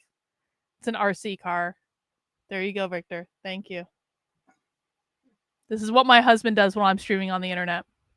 And he wants to show it off because he's very proud of it. He works very hard on his car. Victor got a whole like lighting and magnifying glass set up to be able to work on that car. He's got a whole little stand downstairs now. Anyway. Victor, the car looks cool. Have fun driving it. Thank you, Nick. All right. Breaking news over. Sorry for the interruption.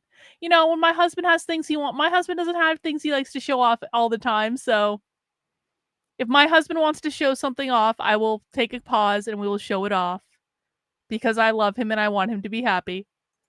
The reason that pattern existed in the first place is that it can be very powerful. Not everybody's going to respond to it. Most people of any ethnicity are loyal to the country they live in, but you can find people with buttons to push, and Robert Maxwell was one of those people. And so Yitzhak Shamir recruited him and he became from that point on a very committed Zionist and asset to Israeli intelligence. Now, again, with Maxwell, just like when we talk about a lot of these other people, when I say he was an asset of Israeli intelligence, that doesn't mean he was on the payroll of Mossad. He didn't have a rank in the Israeli intelligence community or something. He was a freelancer. He was a guy who was almost, and he looked at himself this way. He was almost like a sovereign himself. He was a king, not really like kind of a member of any country exactly. He was like this free floating sovereign entity that would work between the nation states. This almost doesn't seem like a real story, so honestly. For example, and this actually is an actual example when the Israeli government wanted to meet with the heads of the KGB in the 1980s. You can't exactly, without raising a ruckus or having it be a thing, you can't put the head of the Mossad on a plane and send him to Moscow to go meet with the head of the KGB. And so they would talk to Robert Maxwell. Robert Maxwell would go talk to them and he'd be the kind of go-between and the deal maker and fixer. Very common. Right. And I imagine you probably need those people if you're going to do these kind of things. Sure. And so that's the kind of thing that he would do. He sometime, so there are, I would say, allegations that are pretty well substantiated at this point that one of the things he would do was act as essentially like a slush fund for Israeli intelligence. No way. Black ops. And Israeli intelligence black ops? No way. Don't believe it. He would reach into his company's Jews would never do funds, that. For example, pull some money out that they could then go use to pull off an operation. And then, 6 months here, a year there down the line, they figure out ways to get the money back to them and they kind of replenish it. A former Israeli intelligence officer named Ari Ben Menashe is a very controversial but interesting figure. We'll talk about him more in a little bit because he comes a lot into the Epstein story too. He and Victor Ostrovsky, who's another Mossad, former Mossad official who wrote a book about his experiences after he got kind of jammed up by them and blamed for some things.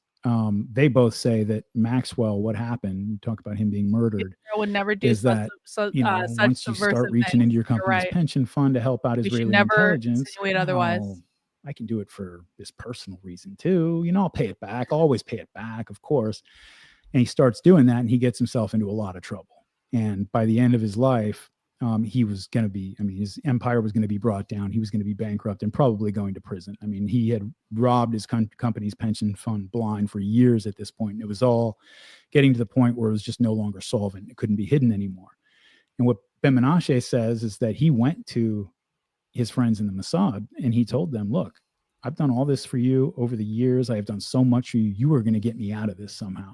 One way or another, whether you give me the money, whether you deal with the issue in Britain, you're going to get me out of this. And he got a little too aggressive about it, Ben Menashe says. And, shortly after that, they found him floating off of his yacht near the Canary Islands. No way. And there was a satellite photo. I don't know if it was ever introduced in court, but I believe this is true. A satellite photo taken that showed a boat with, The belief is that the boat was boarded by some group that threw him off. Yeah, he had injuries. Three different doctors couldn't agree on the cause of death. Right, it was not a drowning, and he had injuries consistent to a shoulder, consistent with a struggle. He was a big guy. He would have fought. Yeah. But see, there's actually another thing happened right before that too, is for years people had speculated and presented, little evidence here and there that he was associated with Israeli intelligence. But in just right before he died, I think it was in 88, right before he died, Seymour Hersh went on the record with four independent sources that all fingered Maxwell and his number one in his media empire as agents of Israeli intelligence, as active agents of Israeli intelligence. And 2 weeks later is when he was found dead. And it was after that a lot of the financial stuff, the problems that he had came out. And there was a 5-year lawsuit, five-year case against his two sons. Yeah. And they actually brought a lawsuit against Seymour Hersh for defamation and lost. And not only did they lose, they had to pay all of Hersh's legal fees and pay him out for suing him. So, the idea of Robert Maxwell being an Israeli intelligence agent is as well substantiated as anything gets in that world, right? Right. Yeah, I think he received a state funeral in Israel. He's certainly buried there. Well, this is the fun part too. So you have this British citizen who has no connection to Israeli intelligence at all, no nothing. He just is a British guy who's never lived in Israel. He gets a state funeral that's attended by every living Israeli prime minister, intelligence agency head, and the president and the prime minister, Yitzhak Shamir, actually, gave his eulogies. And Yitzhak Shamir said that this man has done more for the state of Israel than can now be told.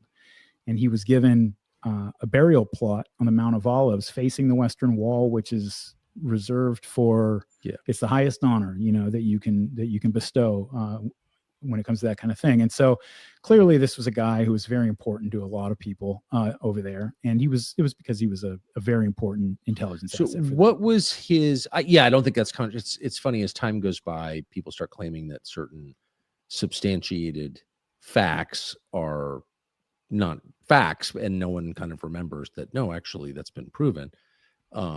Anyway, what was his connection to Jeffrey Epstein? How does Jeffrey Epstein wind up in an orbit of a guy like that? Douglas Leese introduced him.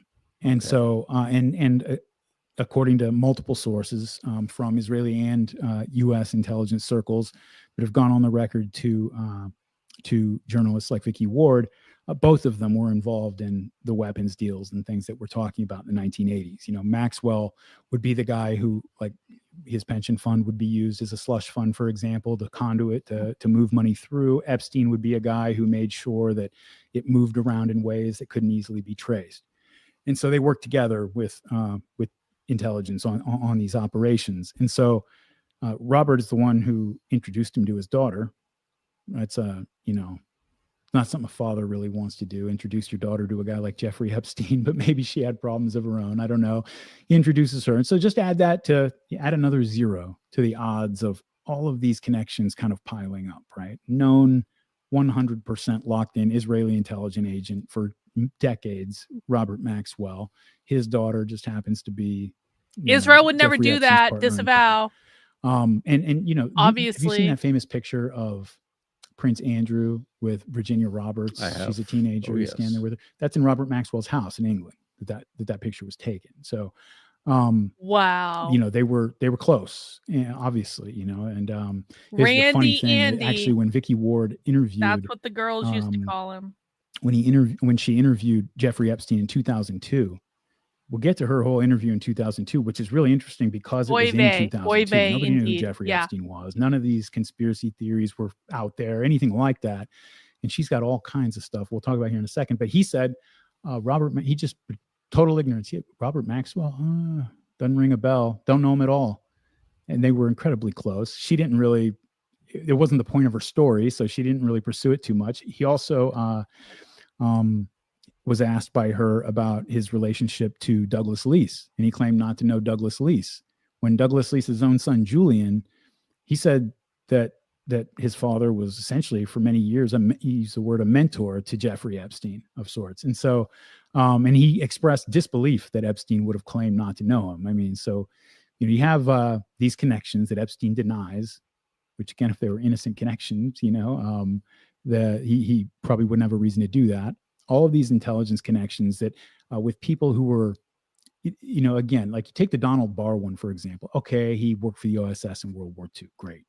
I don't know. Maybe maybe it's a once intelligence guy, always an intelligence guy, and he was still, but I don't know. All I have is that he worked for the OSS. And so maybe that's all in the past and has nothing to do with it. But all these other guys, these are people who were not only active, but absolutely central to the most high profile operations that were going on in the 1980s. And Jeffrey Epstein is right there in the middle of all of them. And they all seem to think that he's pretty damn important. You know, Robert Maxwell pimps out his daughter to him. You know, I don't maybe want to put it too harshly, but like when you give your daughter to a guy like Epstein, what do you say about it? You know, guys like Khashoggi and Douglas Leese, who was his mentor. I mean, these are guys who were right in the middle of the most high profile operations going on at the time. So how does he get rich from doing this stuff? Because at the center of the story, or the enduring mystery from my perspective, there are a couple, but one is, where did all the money come from? How did he get rich? So one of the people that Vicky Ward interviewed in 2002, none of which made it into her story. Vicky Ward was a Vanity Fair reporter. At the time she was writing for Vanity Fair. Yeah, she wrote for Rolling Stone later. And the whole story of the publication of her story in Vanity Fair is a lot of fun. So we'll talk about that. One of the people that she interviewed was a guy that Jeffrey Epstein had helped send to jail, a guy named Stephen Hoffenberg, who ran a company called Towers Financial.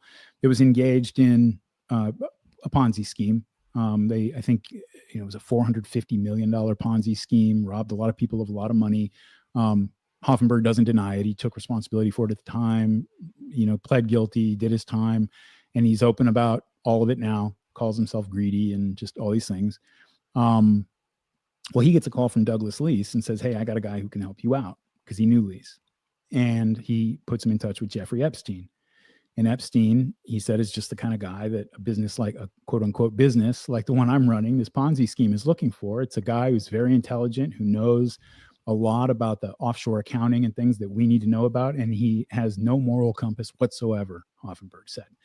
And this is what he told Ward at the time. And so some of the other things that he said that what Epstein would do, and he did this to Hoffenberg himself eventually, is the people that they would be moving money around for, they would take some of that for themselves. And Epstein had a scheme that he called playing the box, which I don't know where the name exactly comes from, but what it entailed is stealing money from people and making sure that you have compromising information on them so that even if they catch you doing it, they're going to be too embarrassed or too afraid to actually come out and go after you. And so given what we know about Epstein's proclivities and his later activities, you can probably guess what some of that those activities were, right? And this is what Hoffenberg said he would do. He said that Jeffrey Epstein, so he confirms the story of Epstein being attached to Douglas Leese, first of all, because he knew Leese. All right, I'll be right back. Let me know if I miss anything. And he says that Epstein used to talk quite openly about his connections and dealings with the intelligence community, not just in the US, but in Israel as well. And again, none of this made it into the story because this is 2002. Vicky Ward's just like, Douglas who? What? Doesn't really, she didn't know who these people were. And she was trying to invest. I mean, she had on the record witnesses accusing Jeffrey Epstein of sexual assault, like, underage girls. That's what she was interested in. So all this other stuff, she doesn't even know what he's talking about at the time. But she kept all her notes and everything. And once it kind of came out later, she brought all that out into the public. The story of here's a fun one. So, and Vicky Ward tells this story, but there was even an NPR report, a radio report about this several years ago when the Epstein thing was coming out, where they have people who were working at Vanity Fair, one of the senior editors in an audio interview telling the story. She's running down this story, and she's got 3 on the record witnesses, 2 sisters, but then one totally independent telling the same story about Jeffrey Epstein. He sexually assaulted them. And she's writing up this story, but I started out as like a profile piece, like that's all. And then this stuff came out through the course of her reporting.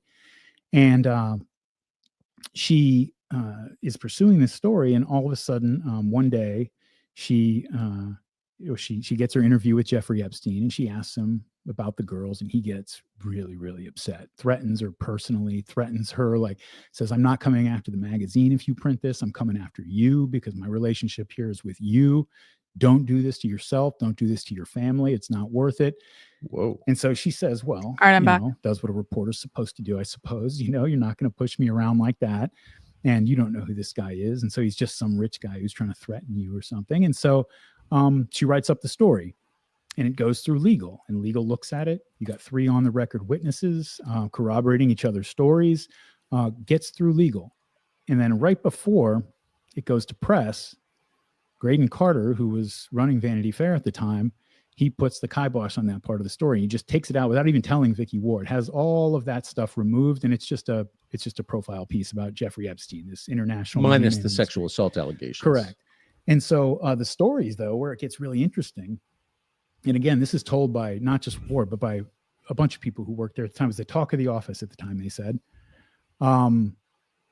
He comes into his office one day. He's the first person in the office. Graydon Carter's office within the larger complex is locked, but Jeffrey Epstein's already in there. He's the first person in, and he's waiting for him.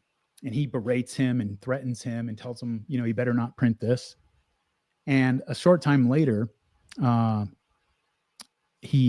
Carter leaves his house in New York City, and he finds a bullet on his stoop. And then a little while later at his country house upstate, he finds a severed cat's head on the porch there. What? And according to the senior editor and a lot of people at Vanity Fair, gross. Graydon Carter and everybody in the office knew exactly what this was. These were threats from Jeffrey Epstein. And Graydon Carter axed the story because of that. And so, you have to think, like, Vanity Fair, they've probably been threatened legally by people before who they're writing, exposés on every month. Yeah. And so to intimidate somebody like that in a magazine like that into doing that with such direct and overt threats, you look at it and you're like, man, what kind of confidence and hubris did this guy have that he felt confident in doing something like this? The biggest magazine publisher in the country at the time, most important, published the New Yorker, like big deal place. But it worked, and it got axed, and probably because of that, a lot more girls got sexually assaulted over the next several years. So by the time Vicky Ward is interviewing Epstein in 2002, Vanity Fair at the time was like basically the in-house publication for the ruling class, like the emerging ruling class anyway. He's a rich guy. How did he get rich? I'm confused. Yeah. I mean, so to go back to Hoffenberg and Towers Financial, for example, Hoffenberg was running this Ponzi scheme with Epstein. Vicky Ward has a source in the Justice Department who worked the case at the time, who told her about Epstein cooperating with the government against Hoffenberg, and said that if it had gone to trial for Epstein, it would have gone worse for him than it did for Hoffenberg. Like, he had more fingerprints and was more deeply involved with the scheme than even Hoffenberg was. But what he had done was he had taken $100 million from Hoffenberg, from the company, and hidden it offshore, and then went to the authorities and cooperated with them to get Hoffenberg thrown in jail. And since Hoffenberg had pled guilty, there was no discovery or anything like that. And he just went away for 18 years. And Jeffrey Epstein. He did 18 years? 18 years, yeah. Wow. Jeffrey Epstein for with 40 on the record witnesses accusing him of sexual assault in 2008 got 13 months. And not even full-time detention. 13 months. What the fuck? Yeah, let's talk about that. I mean, this. So can we I just want to linger for a second on the money. Yeah. So it's been reported repeatedly that there's a guy called Les Wexner, biggest owner of the biggest house in Ohio. Who is Wexner, and what is his relationship to Epstein? And before you begin, because I want people to keep this in mind as they're listening, as far as I know, and I think this is correct, Wexner, who I believe is still alive, has never been interviewed by the Department of Justice. So I just want to throw that out there. Yeah, that's correct as far as I know. So Les Wexner, he owns limited brands, really? L brands. So Victoria's Secret he owns, Abercrombie and Fitch, a lot of the places that you see when you go into the mall. I don't think it's the case anymore, but for a long time, he was the largest clothing manufacturer and distributor in the United States. Billionaire, incredibly wealthy guy. As you said, owns the largest and most expensive house in the state of Ohio, where he lives in Columbus. And the second largest and most expensive house in the state of Ohio was owned by Jeffrey Epstein and was directly behind Wexner's house. What? Yeah. So Wexner, he was introduced to Wexner through, this network of people, and very, very quickly becomes, the nature of their relationship is still kind of a mystery, because it's so hard to explain in any terms that you can really draw a plausible story for. Within a very short period of time, he'd known this Epstein guy like 2 years, right? And not because he had worked at his company for those 2 years and was so squared away, anything like that. We don't exactly know what he was doing during those 2 years, but he knew him 2 years when he signed full power of attorney over his entire estate. Les Wexner, talking billions of dollars, the largest clothing manufacturing corporation in the country, or a company in the country. To the point where this was not a limited power of attorney. Jeffrey Epstein could sign. Wait, he gives Jeffrey Epstein power of attorney over everything? Jeffrey Epstein could take out loans in his name. He could sign his tax returns. He had full power of attorney over the Wexner estate. Insane. Soon after that, Wexner's mother gets sick, and her spot on the Wexner Foundation board, which is how Wexner disposed of most of his money, opens up. He puts Jeffrey Epstein on there, and he basically runs the board of the foundation for about 15 years, controlling a lot of where that money went and what happened. 15 years? Yeah. And Wexner alleged, this was way later on, after everything had kind of come out. So who kind of knows? Everybody's kind of trying to distance themselves from Epstein at this point. But he says that Epstein stole a lot of money from him through his, control over the foundation. You don't everything. say. Probably did, for all I know. But I'm shocked to learn, and I am learning this, that you're positive Jeffrey Epstein had power of attorney. Yes. Over you can read that anywhere. Yeah. For 16 years, by the way, for 16 years. And so has Wexner ever been asked, why would you give? I don't even think forget the Department of Justice. I don't think he's given any interviews to journalists about it. Maybe he'll come on here and sit in my seat and talk to you. I kind of doubt it. I would be polite. I'm genuinely fascinated by that detail, because that is, a man who builds, like all of these characters, they're unusual people. They're not average people. They're extraordinary people. By definition, you build $1 billion company, good or bad, you're not like everybody else, and you're good. You're good in business, and you're careful and judicious, and you don't hand power of attorney over to some guy you've never worked with. Especially he met 2 years ago. He had his own executives, people who worked for him for decades, coming to him being like, boss, who is this guy? What are you doing? Why are you giving him so much authority and power? There was a guy that Wexner had known for decades. They go to Ohio State football games together. They do dinners together. They were good friends. And he tells this story about how Jeffrey Epstein comes into the picture, and he's going to meet him for the first time. Epstein goes over to his office, and Epstein shows up like an hour late for the meeting, and he gets there, and the first thing he does when he sits down in his chair, and I mean, this is just one of those things that this isn't a faux pas. This is a message. He sits down in the chair at this important businessman. It's a good friend of his boss or whatever he was, Les Wexner. He sits down in the chair and he kicks his feet up on the guy's desk. The guy was like, okay, that's interesting. You know, this guy's not Wexner's secretary, apparently. Quite a power move, yeah. And so Wexner there in that meeting gets on the phone with both of the guys, and he tells his friend, you know, Jeffrey's family, treat him like family. You know, and so eventually a little later down the line, that guy has a disagreement with Epstein and they get into an argument about something. And from that moment on, he says he couldn't reach Wexner by phone. He got cut off immediately, completely, with no explanation. This guy had known him for decades because he had a tiff with Jeffrey Epstein. Wow. And so this guy clearly had either some kind of a powerful hold over Wexner for one reason or another. Well, by definition, we can say that. Or they were working together in some other way. So Wexner's another one of these interesting cats, right? Like where his mentor was a real estate guy mainly, but he did a lot of things named Max Fisher. And I think he was originally from Indiana, Max Fisher, but lived in Ohio, I believe. But anyway, either way, he was Wexner's mentor for a while. Not his mentor like when he was just getting started. Wexner's already rich by this point. It's not about that.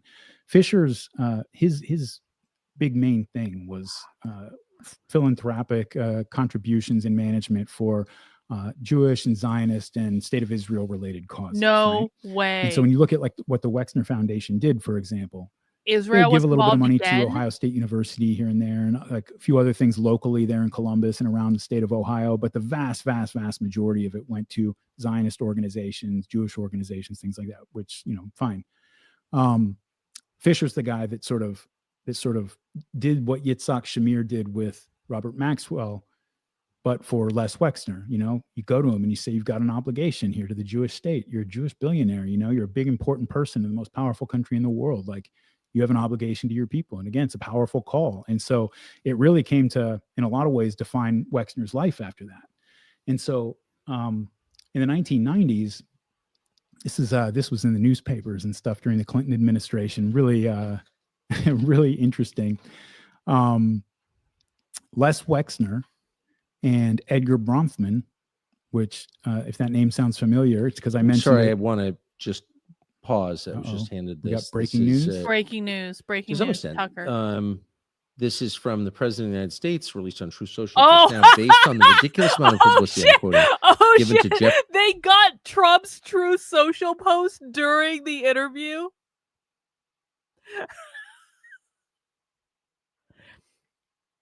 That's like when the universe winks at you, when you know that the universe and God is real. This is an example of the universe winking at you to say, I see you and I'm involved and I'm going to make everything happen exactly like I wanted to, even if you don't understand it at the time. Oy vey. Breaking news, Tucker in with a Trump update from True Social. Jeffrey Epstein, I have asked Attorney General Pam Bondi to produce any and all pertinent grand jury testimony subject to court approval. Oh, is the that scam, one? all caps, perpetrated by Democrats, comma, should end, comma, right now, exclamation point. Has Pam Bondi done that yet? Because Pam Bondi swore up and down after Trump issued this post on True Social that Pam Bondi said, we're going to do that today, Mr. President. Has Pam Bondi actually done that yet? Or are they just hoping that everyone forgets about this too? All right, shut the cameras off, guys. We're done here. Well, I still think okay, that's pretty good. I would, I have no idea where this leads, if anywhere. I certainly hope it leads to greater disclosure. That's good for everyone, including the president. And it's good for everyone. Disclosure is good, but it doesn't change, in my opinion, the need for anyone who's interested in the story to know what the story actually is. So I hope you will continue. Yeah. So in the 1990s, Wexner and Edgar Bronfman, who I mentioned earlier, one of the heirs to the Seagram's liquor fortune, who was one of Jeffrey Epstein's clients when he was working at Bear Stearns. Those two guys founded a group called the Study Group, but it's more commonly known as the Mega Group. That came out in the papers a little bit in the late 1990s. Not a lot was written about it. It was a group of at first about 20, but then later it expanded Jewish billionaires in the United States and Canada who would meet at least twice a year to get together and just coordinate how they were distributing their philanthropic money, what their focuses were for that year, just making sure they were all acting in concert to help serve the interests of Israel in their respective countries. And they would finance scholars and other professionals to write up papers and studies and analyses for the Israeli government, for Israeli intelligence, for example. And they were very plugged into that. And very, very, very connected to the Israeli government and specifically Israeli intelligence through the work that they would do for the Israelis. And so, again, just one more sort of connection there to the intelligence world among people who were very, very, very close to Jeffrey Epstein. Now, you watch the Netflix documentary or anything about Jeffrey Epstein, one of the things that really does stick out to you is this guy, okay, there's rich and then there's rich. And Jeffrey Epstein was rich. I mean, apparently, right? This is a guy who... He certainly lived like it. He had the second large... I mean, when you see the pictures of this place he lived in Ohio, the pictures of this ranch he lived on in New Mexico, he had a $70 million house in the largest private residence, I believe. $70 million? How did he buy that house? $70 million? Lex Wexner gave him a $70 million house? Yeah, I don't think it was worth $70 million at the time, but when he got arrested, it was, yeah. Wow. Worth more now. Probably, yeah. And no one's ever asked Les Wexner, why did you sign over power of attorney over your whole life and give, among other things, a $70 million property, the biggest private residence in Manhattan, to Jeffrey Epstein? No one.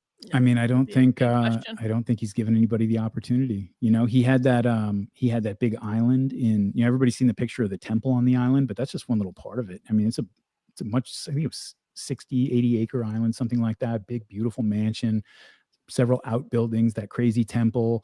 He had a fleet of airplanes, and not just a Learjet or something like that. He had a customized 727. So basically his own Air Force One he was flying around in, He had a mansion in Paris. He actually owned a second U.S. Virgin Island down there as well. I mean, so he owned two islands. Holy shit! Elon Musk doesn't live this way. He probably could, but he doesn't. Not even what close. I mean? So not even close. No, Elon sleeps on people's couches. Right. Actually, and so if you take the official story, which is that he was a money manager of some kind, the only client that we know of was Les Wexner. But what he exactly even did for Wexner, nobody's really able to describe. And so the official story is he's a money manager. Right. Is there any, so it's hard to manage money in a country whose financial systems are as regulated as ours are anonymously.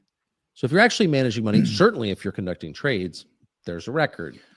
And in some capacities, you have to register. Yeah. Is there any documentary evidence that Jeffrey Epstein was in any recognizable sense a money manager? Not only is there no documentary evidence, people who have to understand how, the regulatory environment is one reason that it's really hard to do any of this kind of thing on that scale under the radar, but also just on a personal network level, like in Wall Street and places like that. Like if you're a guy, so Jeffrey Epstein back in the 1980s, the claim was at the time, even not just now, it's not something he came up with later, that he was a money manager who only took accounts of $1 billion or more. So you didn't just have to be a billionaire. You had to have $1 billion to invest with him, right? And a guy who knew him back then thought he would do Epstein a solid, and he brought him a client who had $600 million he wanted to invest with Epstein.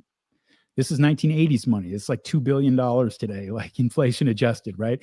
You show up with that kind of money to Goldman Sachs, and the CEO is going to meet you at the front door and take you up his private elevator. 100%. And the company's vice presidents are going to give you a presentation about all the people that are going to be dedicated only only to your massage, account, all that kind of stuff. Yes. Like the biggest investment banks in the world are going to audition for you. You don't audition for them. You know what I mean? Like if you have that kind of money. Epstein blew the guy off. He said, "Oh no, it's too small. I don't deal with that kind of pocket change. $600 million today, $2 billion." And so you say, well, that's obviously ridiculous. obviously. There is no fund manager in the world that would do that. And so why would he do that? And I think when you look at the whole record, the answer is obvious. He wasn't a money manager. You know, He people didn't actually invest people's money. Yeah, people think like a hedge fund is like a dude sitting at his desktop computer, like on E-Trade or something. Hedge funds have teams of analysts and mathematicians, and all. It's a whole big business, you know. And like people need to understand that. So nobody knows anybody who's ever worked for Epstein in this capacity. Nobody's ever.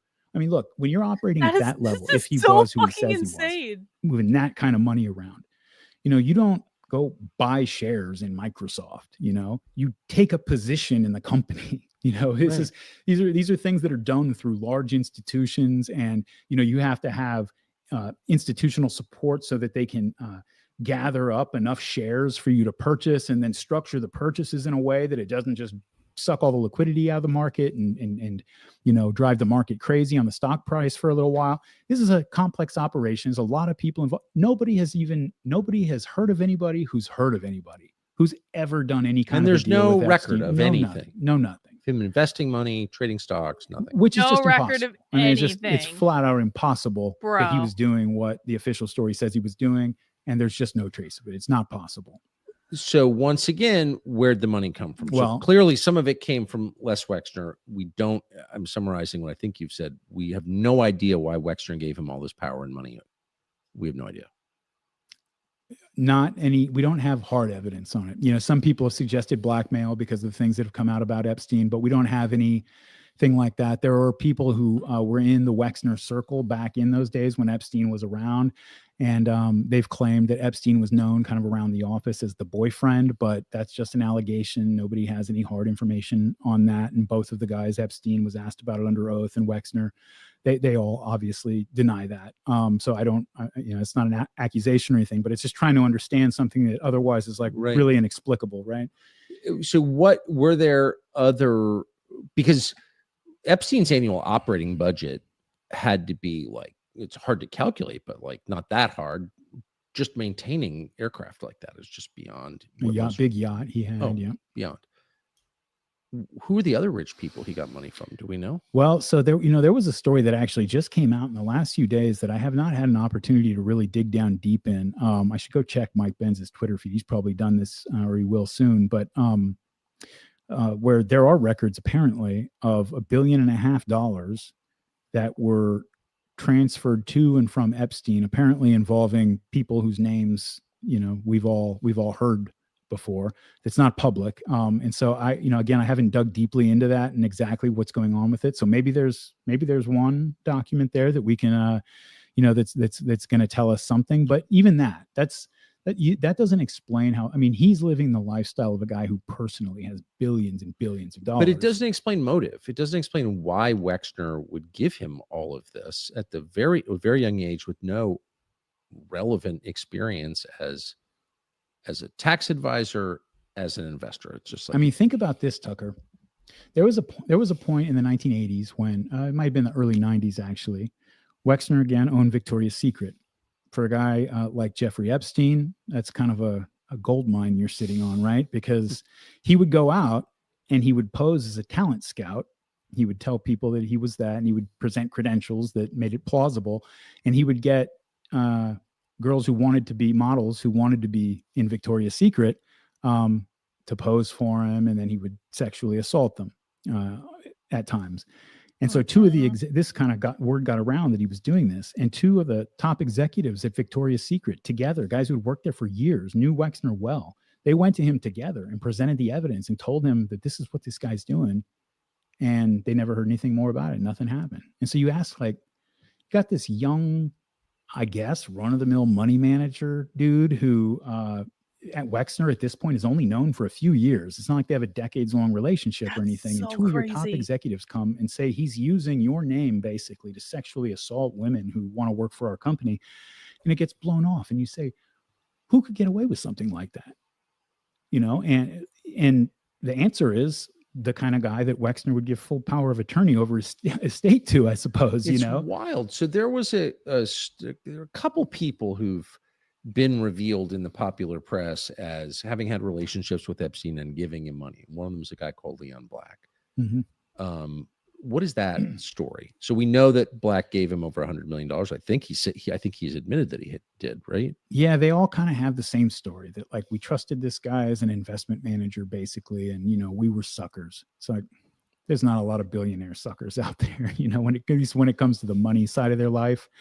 All the details of he and Black's relationship, I'm not completely firm on, honestly, but he gives in general, he gives the same story that like Wexner gives. Oh, I trusted him. I was just too naive and too trusting, and scammed me like he scammed everybody.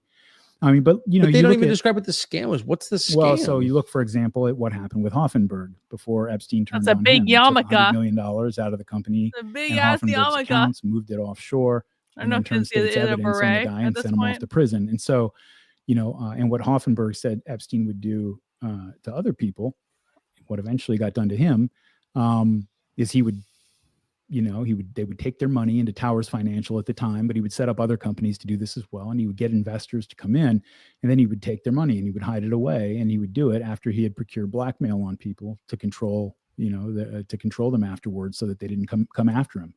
And this is, again, something that I wouldn't probably put so much stock into that if Hoffenberg had been interviewed about it in 2019 and told that story, when people are already talking about all of this stuff, kind of it's out there. This is 2002. Nobody knows who Jeffrey Epstein is in 2002. I mean, this is before, he maybe was in the society pages or something in New York City or something, but he was not a celebrity. And so Hoffenberg is making these very specific allegations about people that Epstein was connected with in the 80s and 90s, from Lease to Khashoggi and others, to the specific, he gets down to exactly what he called the scheme that he was running, playing the box, and he describes the whole thing. And essentially, it's scamming wealthy people out of their money and using blackmail to make sure that they're afraid to come after him.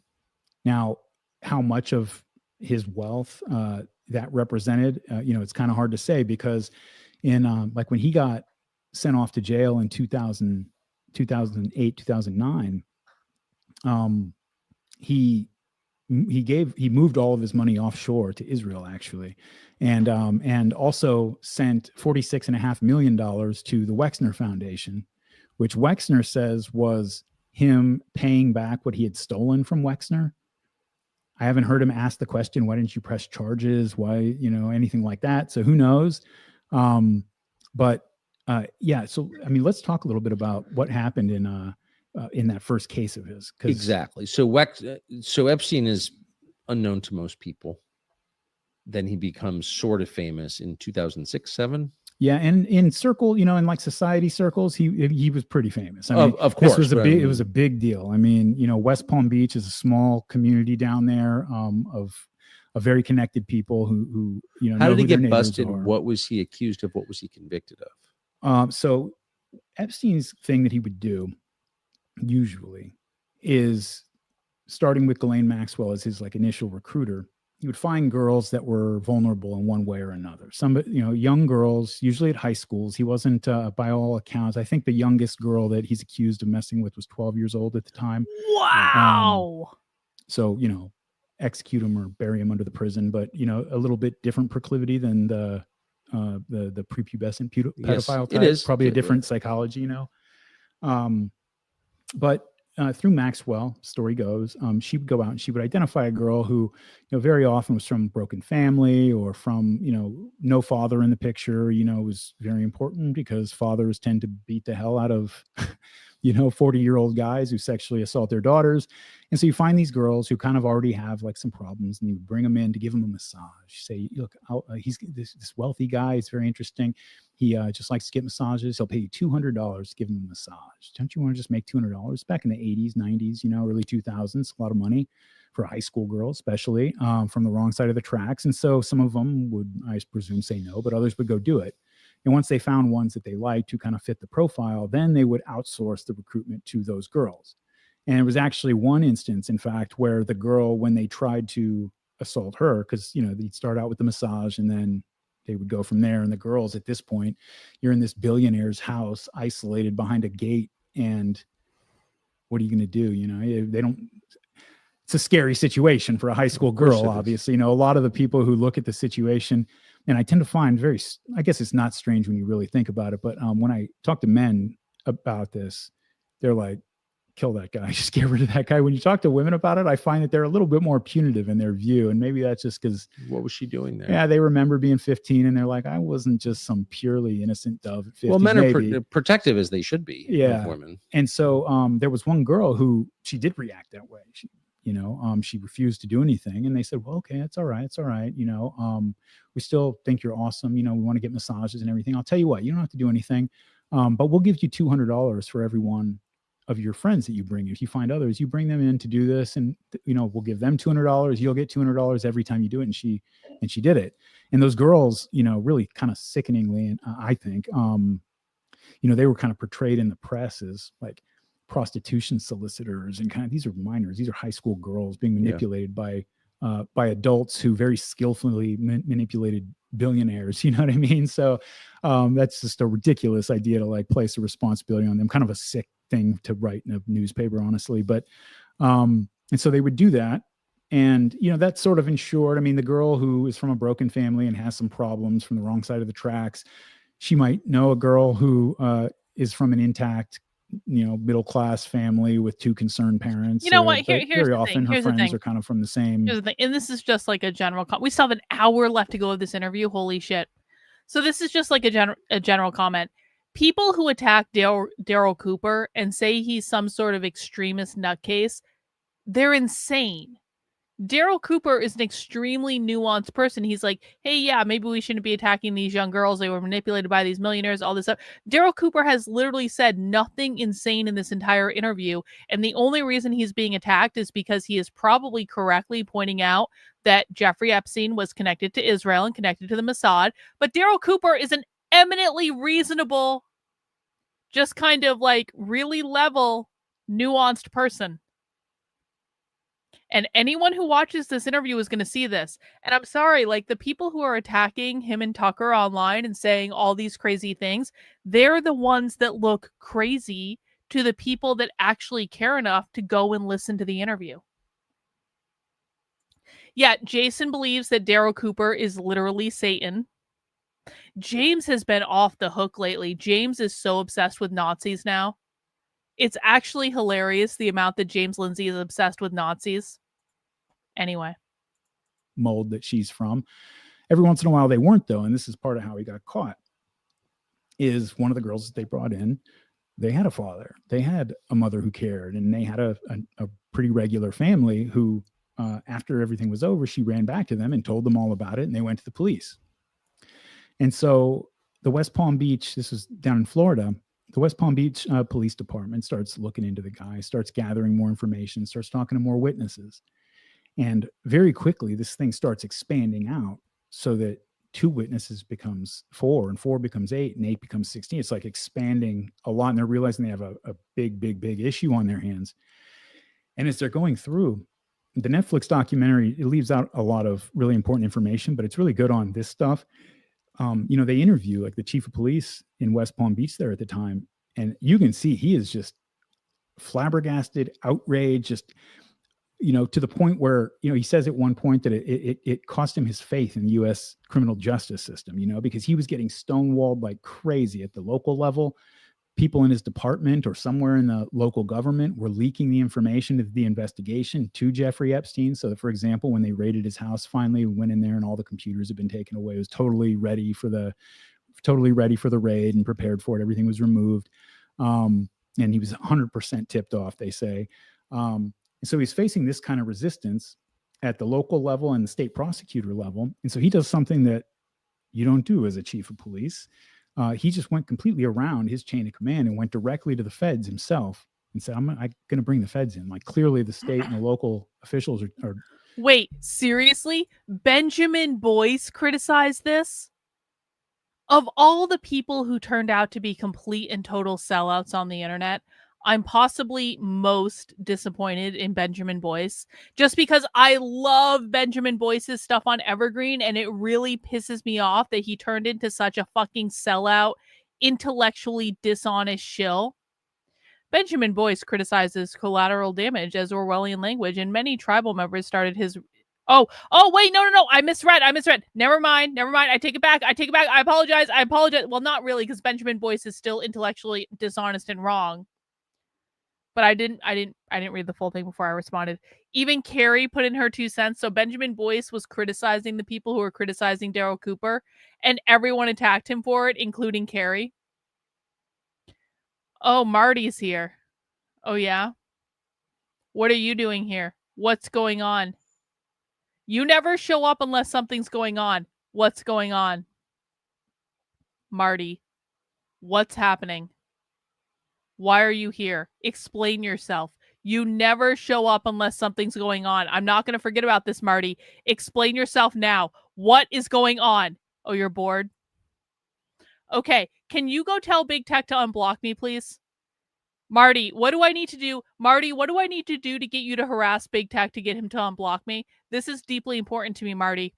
I want to be able to be in those Twitter spaces, and I don't want to have to use an alt account, because sometimes I like listening to the Twitter spaces in another room, and I don't want to have to do that on my alt account. And he needs to unblock me, Marty. What do I need to do to get you to harass him, to get him to unblock me?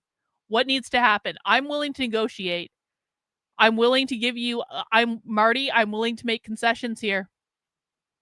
What do I need to do to get you on my side, Marty? This is the question. Well, I mean, I can hear them. I have like 17,000 alt accounts, but I want to be able to be on it on my account, and it's not fair. So what do I need to do? I will stop, Marty. I'm stopping the entire show right now to negotiate with you. That's how important this is to me. I want to be able to listen to those fucking spaces. He needs to stop. Okay, so are you gonna harass Big Tech to get him to unblock me? I'm gonna check and see. If you turn on me, Marty, I'm gonna know about it. Do you campaign on my side? Do you tell Big Tech he's being stupid and he's being retarded and he needs to stop it?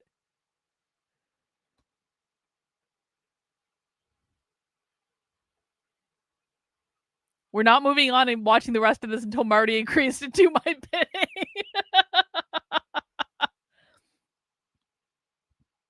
I'm not saying I can't do it. I'm saying I want to be able to listen on my Twitter account so I can use my Twitter account at the same time when I'm listening to the space.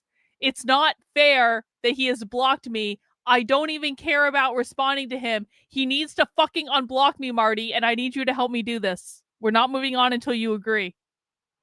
I don't care how many watchers I lose in the negotiation with you. Yeah, Big Tech needs to wake up, and he needs to stop being a baby, and he needs to unblock me.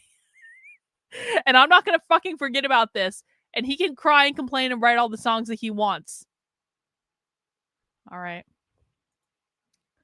Apart from that one trick I did on you, I haven't really been attacking you. BT didn't talk about you for 6 months. I didn't talk about him either. That's not the point. That's not the fucking point. Because now he's being an asshole and he's blocked me for no good reason, and he needs to stop. And everyone thinks he's being petty. I think he's being petty. Amalek thinks he's being petty. Adam Green thinks he's being petty. Big Tech is on the wrong side on this, and he needs to fucking unblock me.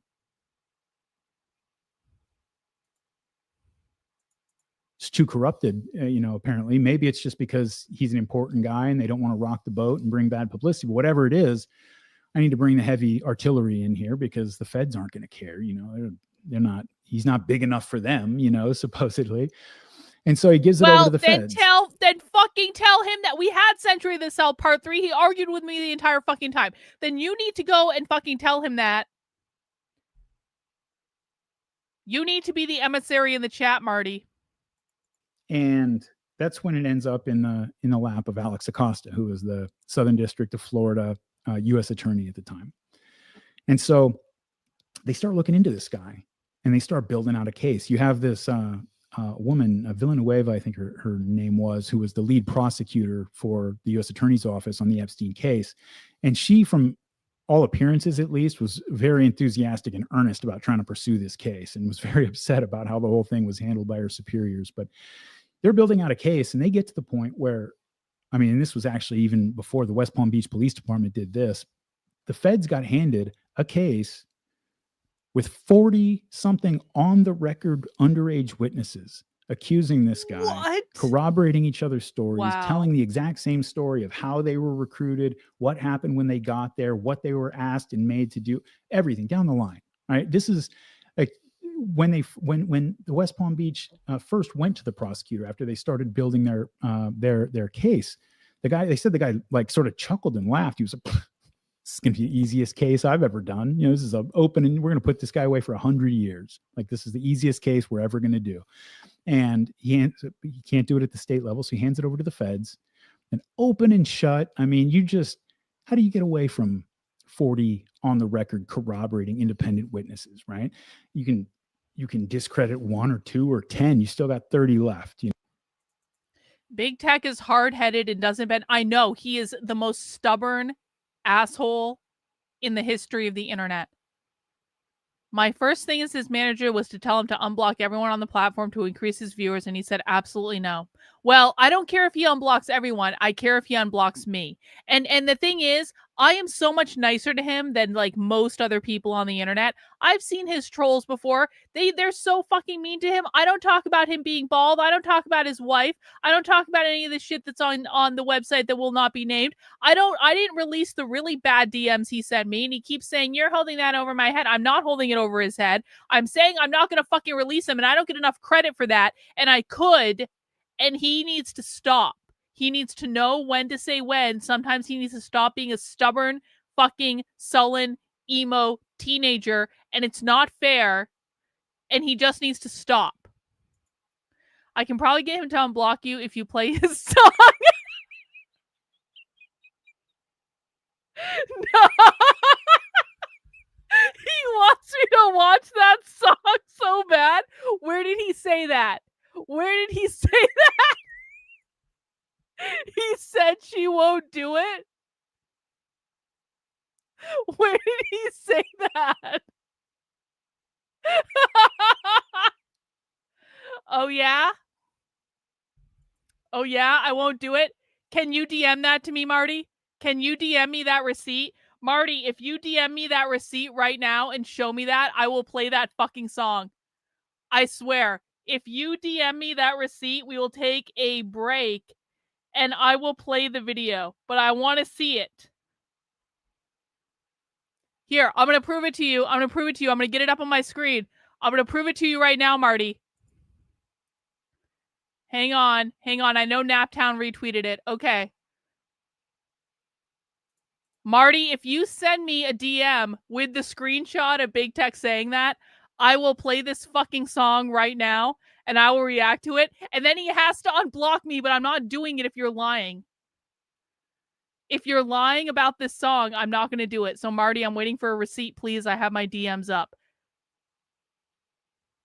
I'm waiting, Marty. Because here's the thing. I bet he's lying.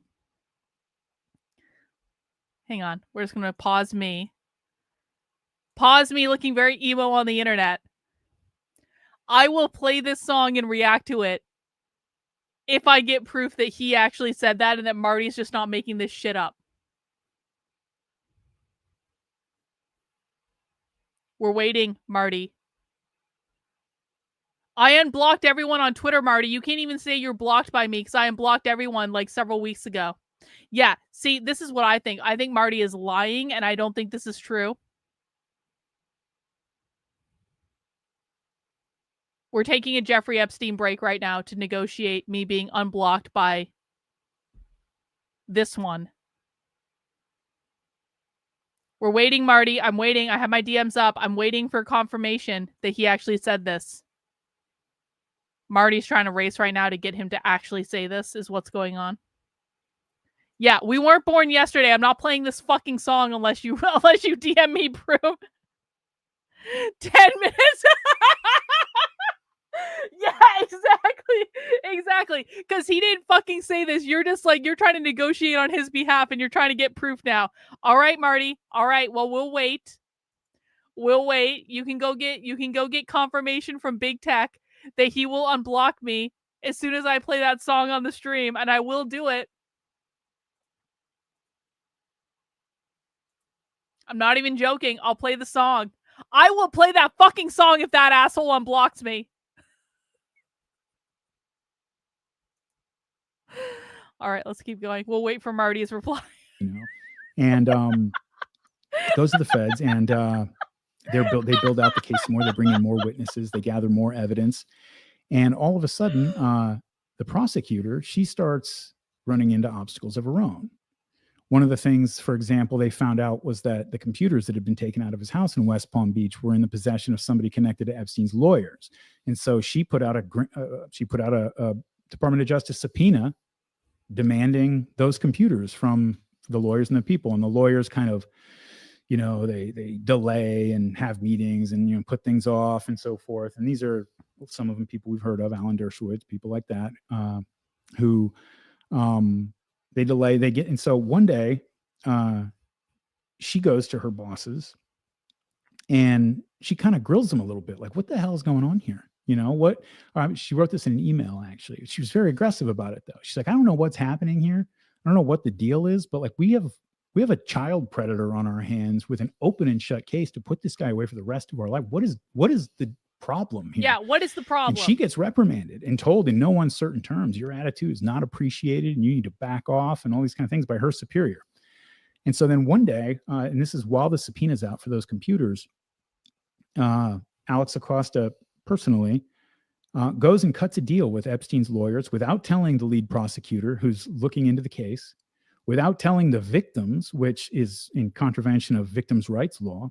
If you're going to cut a deal with a sex offender, you got to tell the victims, hey, by the way, this is what's happening. Here's why we're doing it. And just so you know, he's going to be out of jail in a year or something. You have to tell them. It's a law. This guy wind up as labor secretary. That is a story worth looking into. Question, I don't know. Tucker. But a lot of candidates for the gig. That is a great. So why that guy? Yeah, he comes in. Sorry. And he cuts a deal with the lawyers that says that the federal government agrees not to prosecute Epstein for any of the crimes that are being alleged, any related crimes that have yet to be alleged, nor will they prosecute any of his accomplices, known or unknown.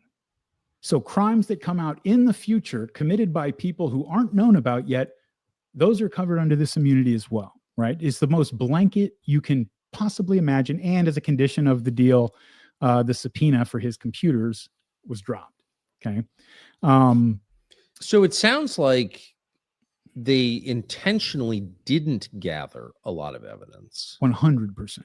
So this is relevant. The reason I'm bringing it up is there's this, I said I wouldn't talk about contemporary politics, but there's this huge controversy over why isn't the DOJ releasing all this information? And my informed understanding is, at least to some extent, because they don't have it, and they don't have it because it was never gathered.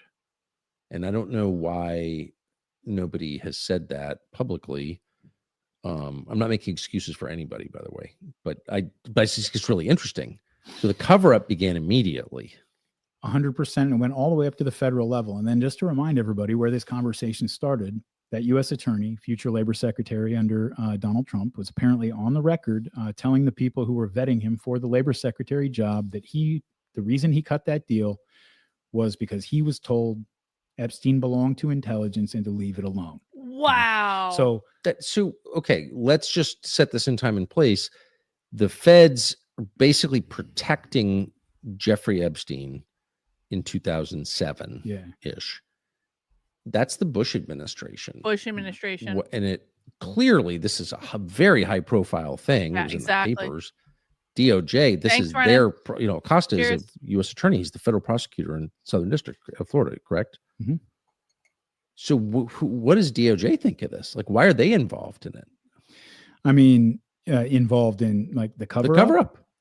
I think, that's the interesting question. I go back to the question I asked earlier, like a U.S. attorney is pretty high up. He's running the Southern District of Florida's U.S. attorney's office. That guy, there's not that many people above his head who can tell him to drop a case like this. I mean, you got to think about it like this, too. All right, I'll be right back. Let me know if I missed anything. This is a career case for a prosecutor like Acosta. I mean, you're going to be attorney general behind this case someday. You talk billionaire playboy, putting him away for his entire life because he's sexually abusing underage girls for years and years.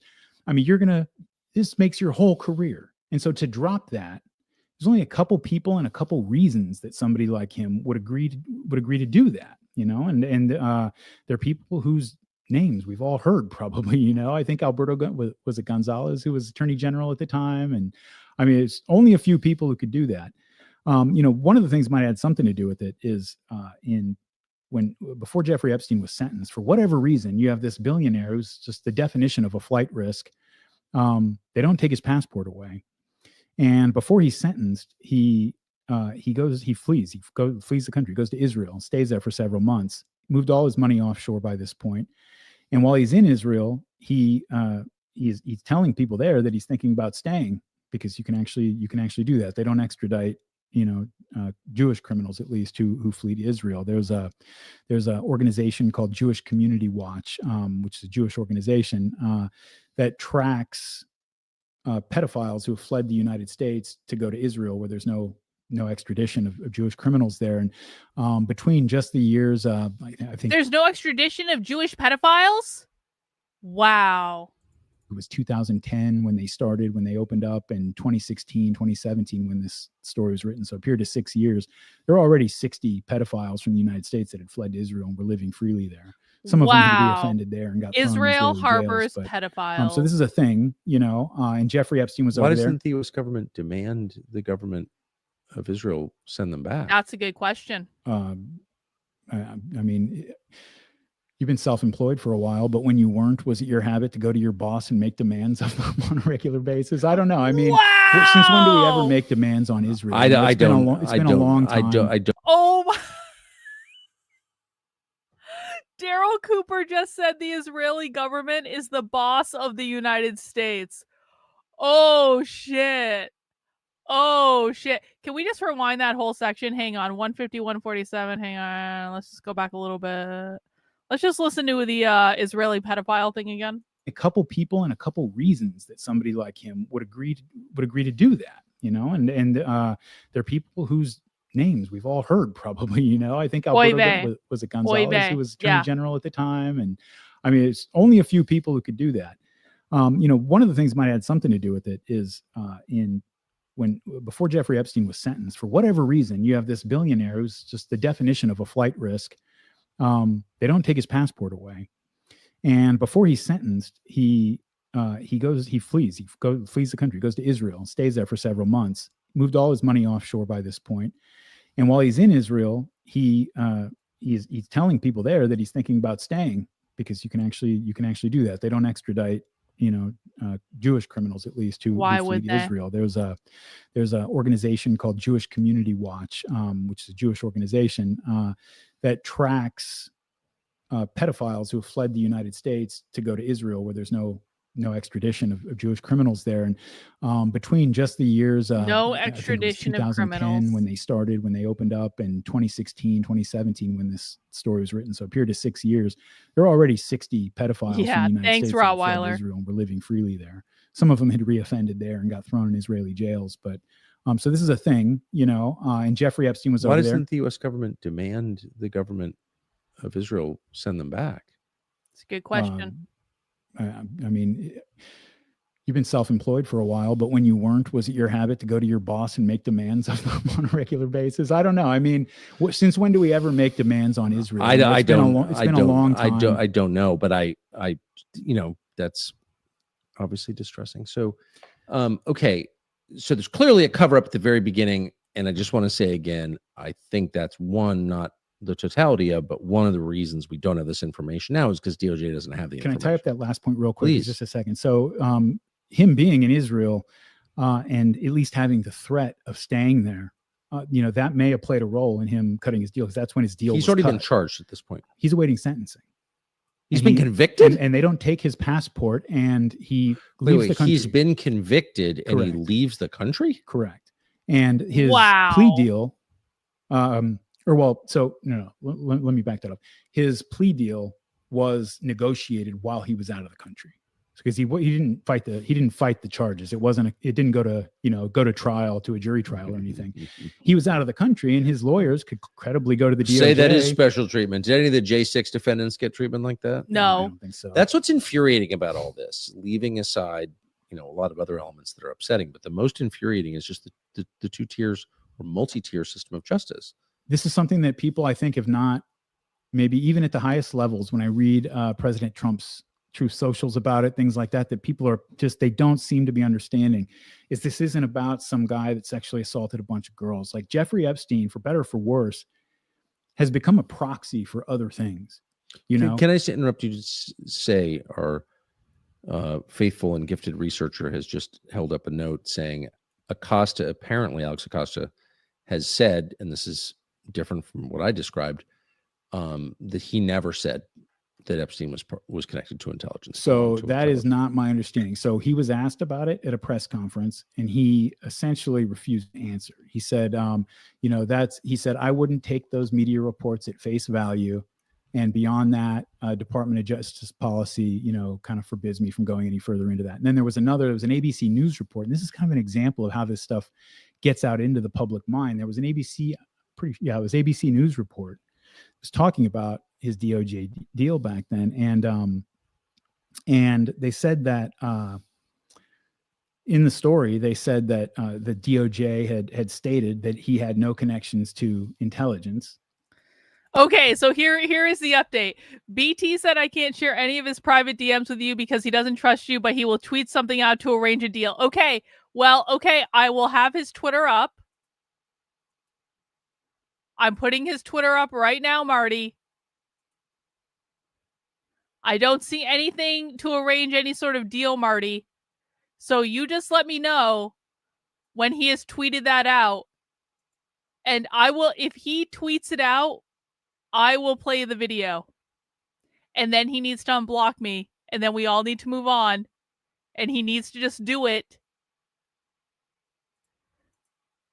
This is about as fair a trade as he's going to get. So you let me know, Marty, when he tweets about me, okay? But when you actually go read the documents, that's not what was asked at all. The question was not whether he had any connections to intelligence. The question was whether he was given leniency because of cooperation that he was giving to the FBI and DOJ on cases related to Bear Stearns. And they said no to that. And it got written up in the news as him saying he had no connection to the intelligence community, which is not true. Oh my God. He's busy picking oranges on his orchard now and said it's not his top priority. He might need a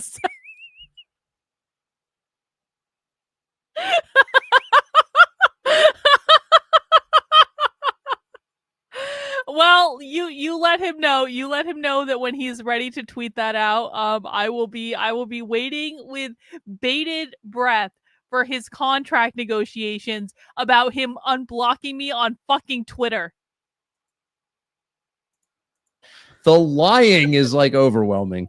Yeah, and so just so everybody understands here, I mean, this is a guy who, again, over 40 on the record witnesses, most of them underage, corroborating each other's stories independently of this guy sexually assaulting underage girls for years. He gets this non-prosecution agreement with the federal government in perpetuity, him and all of his accomplices, known and unknown, for crimes known and unknown. And it gets sent down to the state level, and he agrees to a 2-year term down there in southern Florida, not in a federal prison, not in a state prison, at the county jail, where he has, it sounds like I'm making this up, I'm not. He has his own wing of the jail to himself. His cell door remains open. He gets out on work release for 12 hours a day, 6 days a week, accompanied only by security that he pays the salary of. He only has to stay the night there 6 days a week and then spend 1 day a week there in the jail. So, so it's like the National Guard. Yeah. And again, you're not talking about a guy who got busted embezzling funds. You're talking about a guy who got busted doing the thing that if you were to poll every American, I believe, and ask them, what's the worst thing? What is the worst thing that anybody can do that you would, you're against the death penalty that you might make an exception for? It's molesting little children. Everybody kind of agrees that is the red line. Yeah, everyone agrees that way, that I know, that you know, that everybody listening to this knows. And so you ask, like, what are the possible reasons that could be big enough and important enough that they would let a guy like this have it's insulting to the investigators, to the police, to the prosecutors to give a guy a deal like that, And can I say one thing that has always struck me about this case and why I think it's like revealing of the entire power structure in the United States Epstein, and there was public testimony from women who lived with Epstein. All right, I need to this another effect. beer. His contempt for Americans, sort of normal middle Blueberry class, fluff working it class is. Americans. He did not see them as fully human. He didn't, and at all. So it's like molesting, a high school girl from housing development or a trailer park in South Florida doesn't really count as molesting because she's a pro. Like, who cares? Yeah. And that attitude suffuses our leadership class. Like, that is their attitude. Yeah, 100,000 people die of fentanyl ODs. Yeah, but I mean, Yep, we're doing people, blueberry fluff. you know what I mean? Yeah, Like, it's so- sad, but it's not an emergency because they're like people you would never meet and you don't really care about. Just building their fucking dollar store in their town and like nobody cares about them. He really had that attitude, but that's the attitude they all have. He had justification Real. for having that attitude in terms of his As right as can be impunity with which pretty. he operated. And this is actually something that I was It's hoping we would get to, because purple. all this stuff is super interesting and important. All the intelligence stuff. Look and how everything. If you pretty. want, like, Blueberry fluff, Drucker. all the deep detail on that Cheers. stuff. I did a 6-hour-long podcast series on it. Guys like Oh Mike my Benz, God. Ryan Dawson's one of the chief researchers. You guys should be able to smell this beer right now. Hang on. Look how pretty that is. It's very dark purple. You can see it in the foam. It smells like marshmallow with a hint of blueberry. That's exactly what it smells like. Hang on.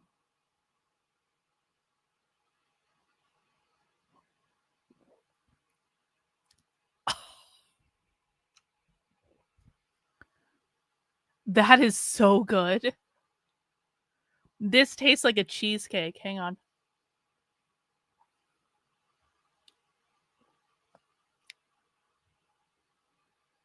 Well done.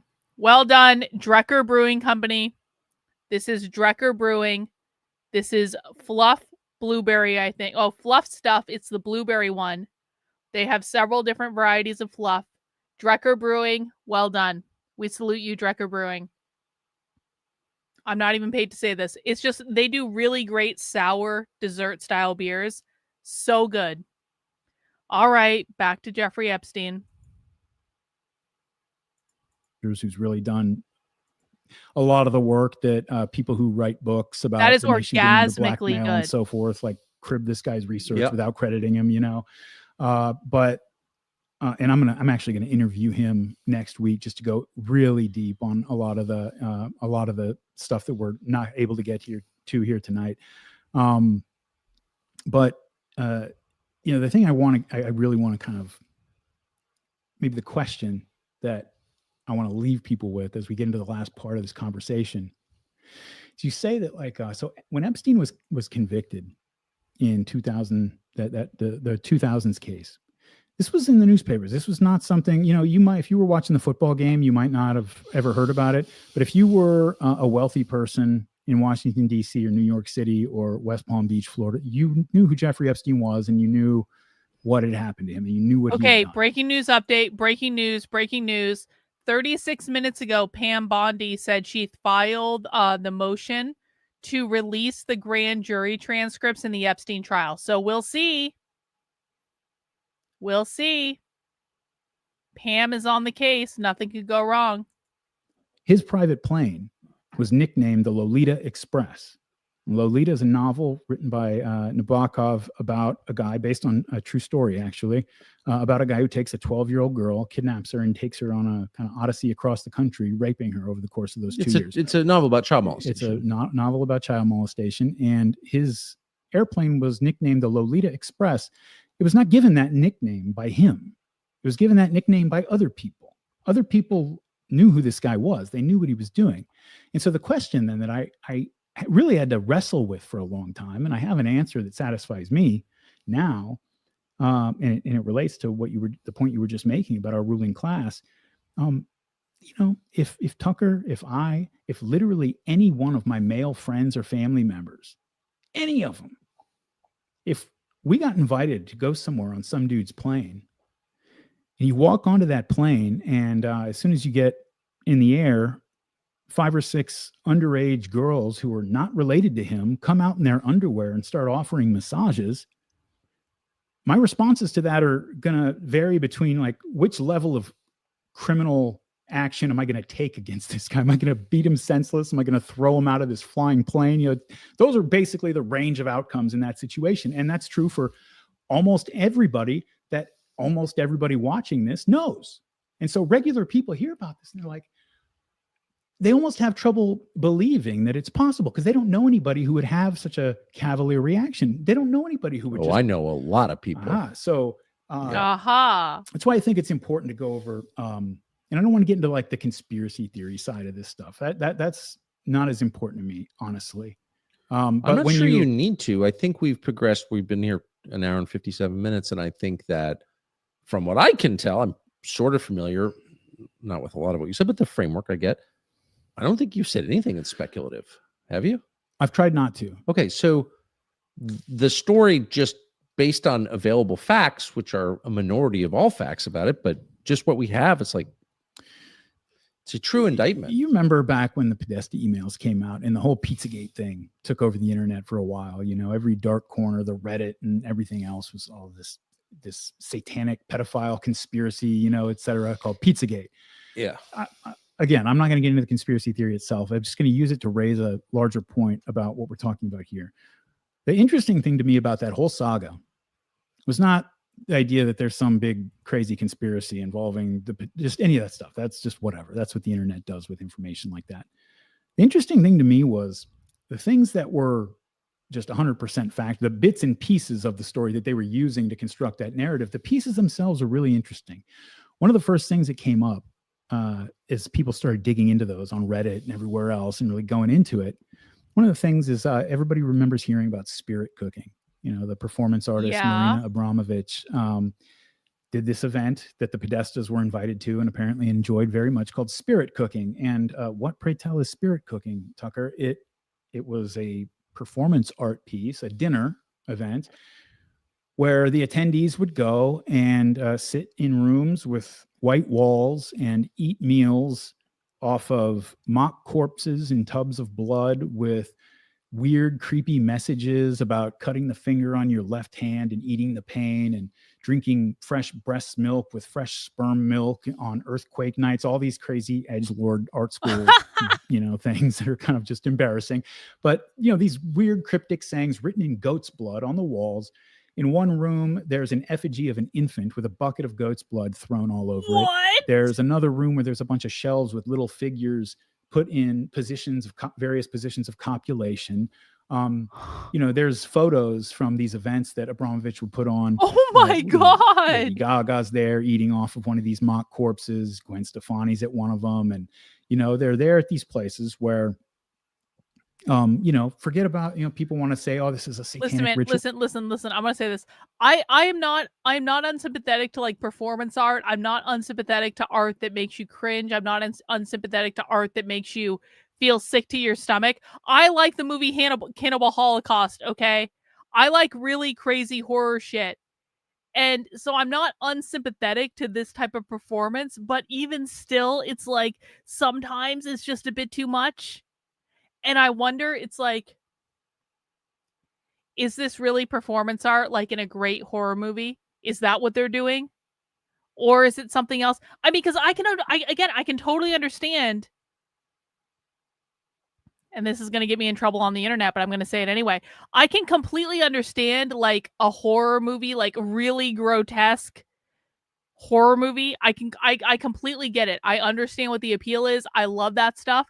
But it's kind of like, do they mean it literally or do they not mean it literally? And honestly, that might also be part of the art. But I also feel like they're not performing, and that makes me a little bit suspect. Like art is a performance where you're doing a social commentary of some sort, or you're trying to evoke an emotion.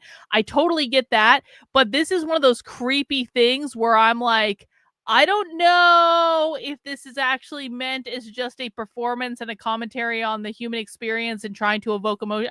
I don't actually think that's the case, and that makes me a little creeped out. Well, forget about all that. Just think about, like, if this was your friend or your brother or your sister and they went to this thing, or if they brought you to this thing. I totally want to watch Cannibal Holocaust now. I'm not even gonna lie. What are we doing here? What is this exactly? Right. And so the next thing that came out. Wouldn't you run immediately? again, you would, I would, everybody we know would, everybody. And Tony and Heather would. Podesta went to this. And well, I don't know if Heather did or not, but he and John did. And so Tony's a big art collector. Oh, I'm aware. Okay. Yeah, I knew his wife. Yeah, and his art collection became a big part of the whole Pizzagate This is story. like right in my neighborhood, by the way, where I live. So, which is so weird.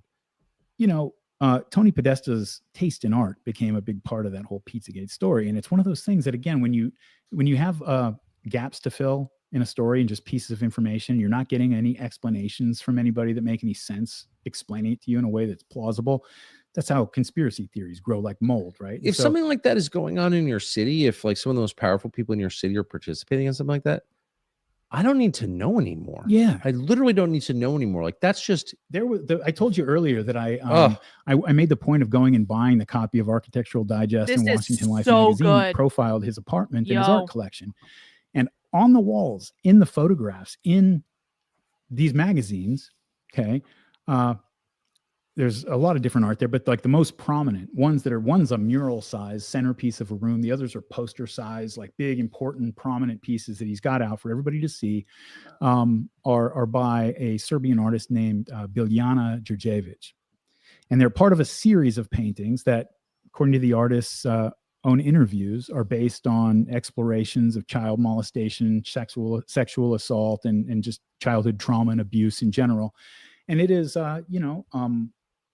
there are a lot of paintings in the series, but the ones that show up in the magazine piece, for example, the great big mural one, is a bunch of young girls. They look like maybe teenagers, 12-year-olds or something, who are lying in a circle.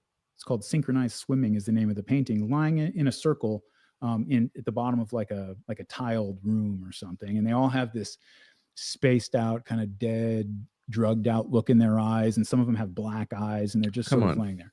And so I don't want to be ruled by people. Elena, gifting 5 memberships to the channel. Let's see who got a membership from Elena. Thank you, Elena. Everyday Therapist got a membership. William got a membership. Mass Genocide. Jane, Carol. Congratulations to everyone who got a channel membership. And thank you, Elena, for your support. I do appreciate it. Guys, as a reminder, if you haven't yet, please mount the like button. We're just having a chill stream today, watching this interview with Tucker Carlson and Darryl Cooper. It looks like we have about 40 minutes left of the interview, which means it's about time for me to order pizza from the local Italian eatery. So let's keep going with the interview. I hope everyone is enjoying this chill stream on this glorious Friday. If you're drinking anything fun, let us know in the chat. Cheers, everyone. Gets so much worse. Oh, you're upsetting me because I lived in this world for so long and I intentionally ignored this. But now that you are describing it, I was like, I can't even believe I was in the same county as people like that. I would look if I would. Yeah, I'm ordering from the pizza place. I am ordering from the pizza place. Art that featured tied up. I'm not even joking. Prepubescent. I'm not even joking. I have an order ready to go from the pizza place, and we're going to be getting a white pizza with roasted garlic and caramelized onions tonight. Okay. And we're going to get some spinach and artichoke dip, and we're going to get some tiramisu, and it's going to be great. But no relation to this pizza place, but the pizza is going to be fantastic. It's going to be so good. Children in their underwear by an artist that says this is all about child sexual assaults, what this series of paintings is about. If I was into that, I would at least take it all down before company came. Yeah, pizza is whiteness. Exactly. Pizza is literally whiteness.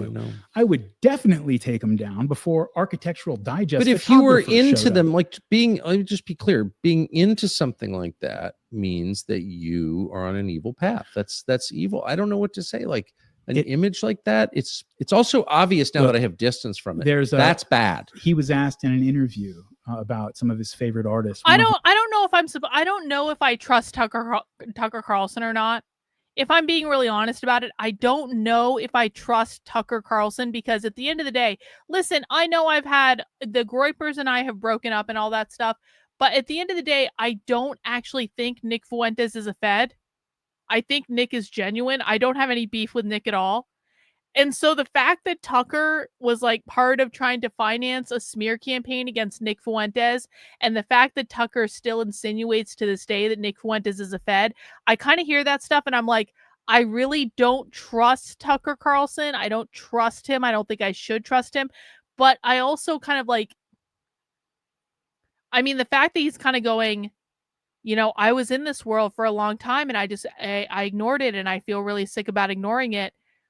Is that real? Is that not real? I'm not even sure.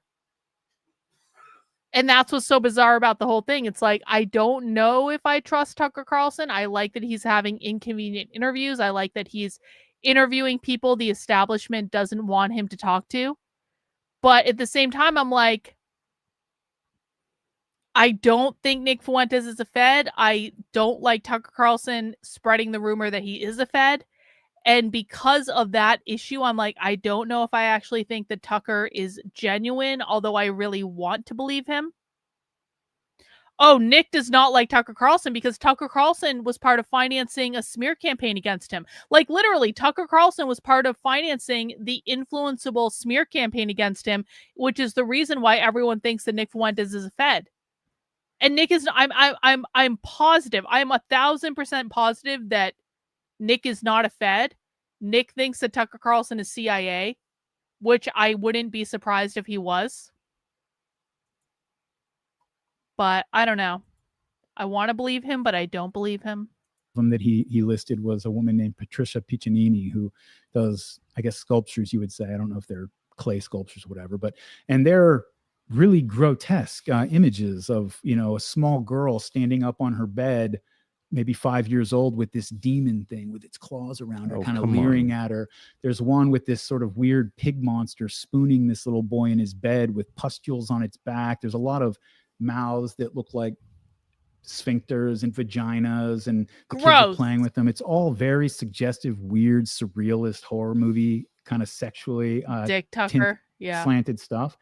Listed her as one of his favorite artists. Another one that he listed was a woman named Kim Noble. And I'll stop roasting you out with it. You're upsetting me, and because you're describing Tony Podesta, who is the brother of the former White House Chief of Staff, two-time Chief of Staff John Podesta.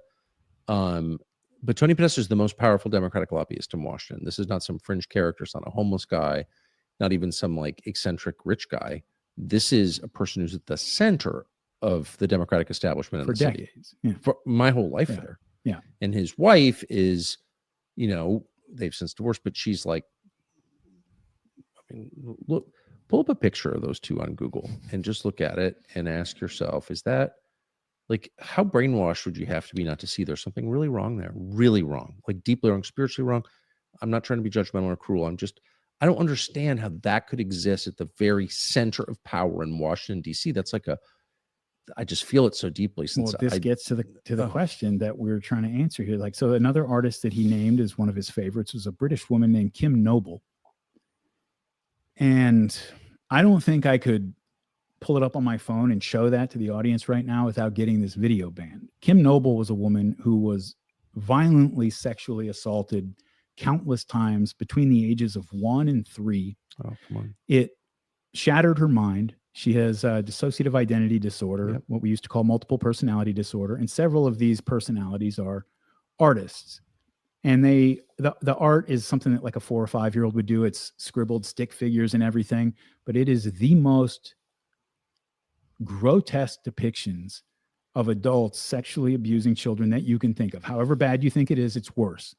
And this was another woman that was named as that he was a fan of. And so I just think to myself, of this millionaire lobbyist in DC and his friends, the biggest Democratic lobbyist, saying, what do you think about the artist Kim Noble? It's like, I think the image with the demon having the little girl filleting her while another demon urinates on her is just fascinating in its use of color. I mean, it's what you just, who are these people? Well, so that's what I didn't understand. So I, at the time, living in the middle of all this, I lived right down the road from Comet Pizza.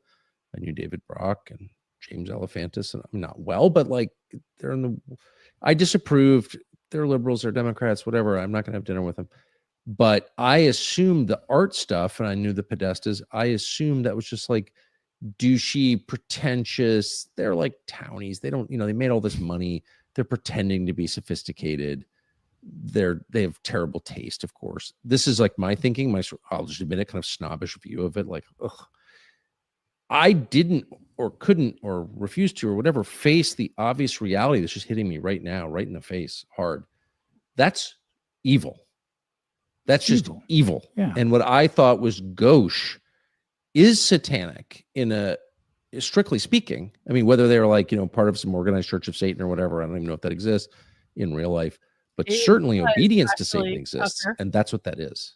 And period. And maybe just as interesting, because that's just one person. There's a lot of people who have strange proclivities and weird interests, right? Fine. But he's at the center of the city. A, he's at the center of power. But B, again, what is the culture of this place that he would feel comfortable inviting magazine photographers over to take pictures, to take photographs of the paintings he puts in his rooms of? There's one of the paintings that he has by Biljana Đurđević that is just unmistakably two dead little girls lying on their backs in like a pond or a lake or something. Just no question that that's what it is. It's in the magazine.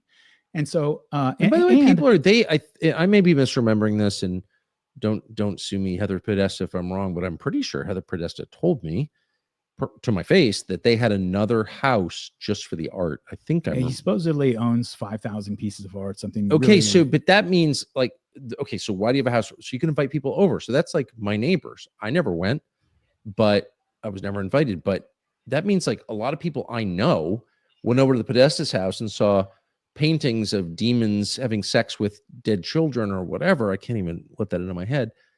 And they're like, yeah, it's kind of far out, kind of funky. They're sort of edgy, the Podestas. It's like, check yourself, dude. Right. This is hell. When you ask the question of how is it, and this is something that ordinary people really need to understand, because this is not the first ruling class that this has happened to. This has happened to ruling classes throughout the world, throughout history. This is Weimar Caligula. Yes, it's the British gentry in the late early 1900s when they're all into Aleister Crowley and all that kind of stuff. 100%. It's white mischief in Nairobi in 1925. Yes. This is late empire stuff. And so, the fact that, we asked the question, how is it that every single person I know, that everybody listening to this knows and allows into their life would run screaming off of that airplane when 6 underage girls in their underwear come out? The answer is, well, if you just came from a spirit cooking dinner and it followed up by a party at Tony Podesta's house where there's pictures of tied up dead 8-year-olds all over the wall, and then you go into that plane, I can vouch for that.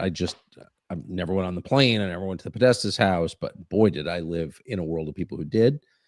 And not one time in 35 years in DC did anybody say, holy shit, I was at Tony's house last night. You should see what's in there. They were like, oh, it's douchey art. I mean, look, you would get kicked off of a local school board for having pictures of tied up dead 8-year-olds on your wall. And so if you were going to say, what's happening to your society? This is the seat of power. Like its values flow downward. It's like it's the top of the pyramid. If there's some freak down the block who's just into weird stuff, whatever, you might tell your kids to avoid that house and everything, but fine. This is America. We interpret, at least until Israel attacked Gaza, we interpreted the First Amendment pretty broadly. Things like that, most people still do. Fine. I'm maybe not calling for that guy's arrest or anything. He can go be a freak in his own house. But you're not participating in the conversation or in the decision-making process of whether we do gender reassignment surgeries on 8-year-olds when you have pictures of dead, tied up 8-year-olds on your wall. And I think most ordinary people, and I think people who are in the Washington world and in a lot of these elite circles, they just don't get how this looks to the rest of the Well, country. It's not just how it looks, it's how it is. And, that kind of thinking allows you to kill a lot of people, which they do. And so they have these conversations about, oh, we need to do this or do that. But what you really mean is drop bombs on kids, which they do continuously. And no one even mentions it. So the acceptance of violence against civilians, I've only started to realize this since I left. It's been 5 years. And I'm like, that is, maybe there's a circumstance where you need to go full Dresden on somebody. Let's talk about it. But they don't talk about it. It's just like, well, we're gonna bomb the Houthis and like open the shipping lanes. What does that mean? Nobody cares. Yeah, because they have a total acceptance of killing people. One of the reasons I left the Department of Defense, I used to work on air and ballistic missile defense systems for a long time with the DoD, and I would go all over the world, work with our allies, work on American base, and I go onto American ships on deployment with them sometimes when they were in hotspots, so that they had a real expert on in case something bad happened with one of their defense systems. And a lot of times I'd be on a little destroyer and I don't think I'm divulging any classified information here or anything. And honestly, like with something like this, like I don't particularly care, I guess. Nobody ever told me not to talk about it. But when the Saudi war and UAE war on Yemen was going on, and every day you're reading in the paper of kids literally starving to death, of kids dying of very preventable, very treatable diseases by the tens of thousands on a regular basis. Yeah. And we would be interdicting smugglers coming from Baluchistan and other places trying to come in and out of Yemen. And we'd stop their dhows and small boats and we'd, board them and search them and so forth. And when this was going on, I wasn't a part of the crew. I was a civilian Department of Defense employee. And, but I go out on deck and I kind of watch these things go down. And I can't tell you how many times, eventually it was one too many times, I would read one of those stories about what was going on in Yemen. And then we're, 100 miles off Yemen, stopping a boat that's coming into that country that has nothing on it but medicine and watching everybody dump it into the ocean. And then everybody kind of celebrating like we just won another big victory, And it got to the point where, again, it was just one too many times. I couldn't sleep at night. It was a big factor of why I left the job. It's just, and I want to be very clear. I don't indict the sailors who were carrying out the mission. When you're in the culture, I mean, you're part of the military. It's hard to describe to outsiders, but these are guys who thought they were fulfilling their patriotic duty. 100%. I get it. But there's not a strong Christian vibe in that environment. Not exactly. Yeah, it's not too welcome when you're asking people to throw medicine in the water that's on its way to a country where kids are dying of diarrhea, and so that moral compromise, the idea, the answer to that question of how could Jeffrey Epstein, when everybody in elite circles knew what he had done. I mean, listen, I would love to see Nick Fuentes talk to Darryl Cooper. I think they would have a really interesting conversation. I think the internet needs that conversation. I think Darryl Cooper should do it. I think Nick Fuentes should do it. I think everyone should just be nice and just talk about, your perspective on things. It could be really interesting. I would support it. Done. Why is anybody accepting an invitation to go hang out with this guy? Why is anybody flying on the Lolita Express? What, like any of these things? And the answer, I think, again, is you're talking about a moral environment that is very different from the one. There was a article in the New York Times several years ago about this French author named Gabriel Matzneff. This really, there was one line in it that really shed a lot of light on this for me. Gabriel Matzneff was a French author, very famous, had a column in Le Monde, I think, famous novelist. And all of his books, all of them, were novels about pedophilia and painted in like a very positive way, the book that kind of broke him through was called Under 16 Years Old. And they're all graphic depictions of pedophile That was the name of the book? Yeah. And eventually he gets busted. And he doesn't deny anything that he did when he's going through the criminal justice process and everything, but he is really, really angry because he's like, I could name names right now that would bring this whole place down. Are you kidding me? Like, you're going to put this on just me? And one of the things that they said in that New York Times story is they said in France, but I would say this is, again, common. This isn't unique to France. The ruling class or the elite classes have for a long time distinguished themselves from ordinary people by their adherence to a different code of morality. Of course. And the Marquis de Sade. Yes. And that becoming like the a Marquis because de look, Sade. like, I'm one of the most powerful people. I'm the most powerful Democrat politician in the country.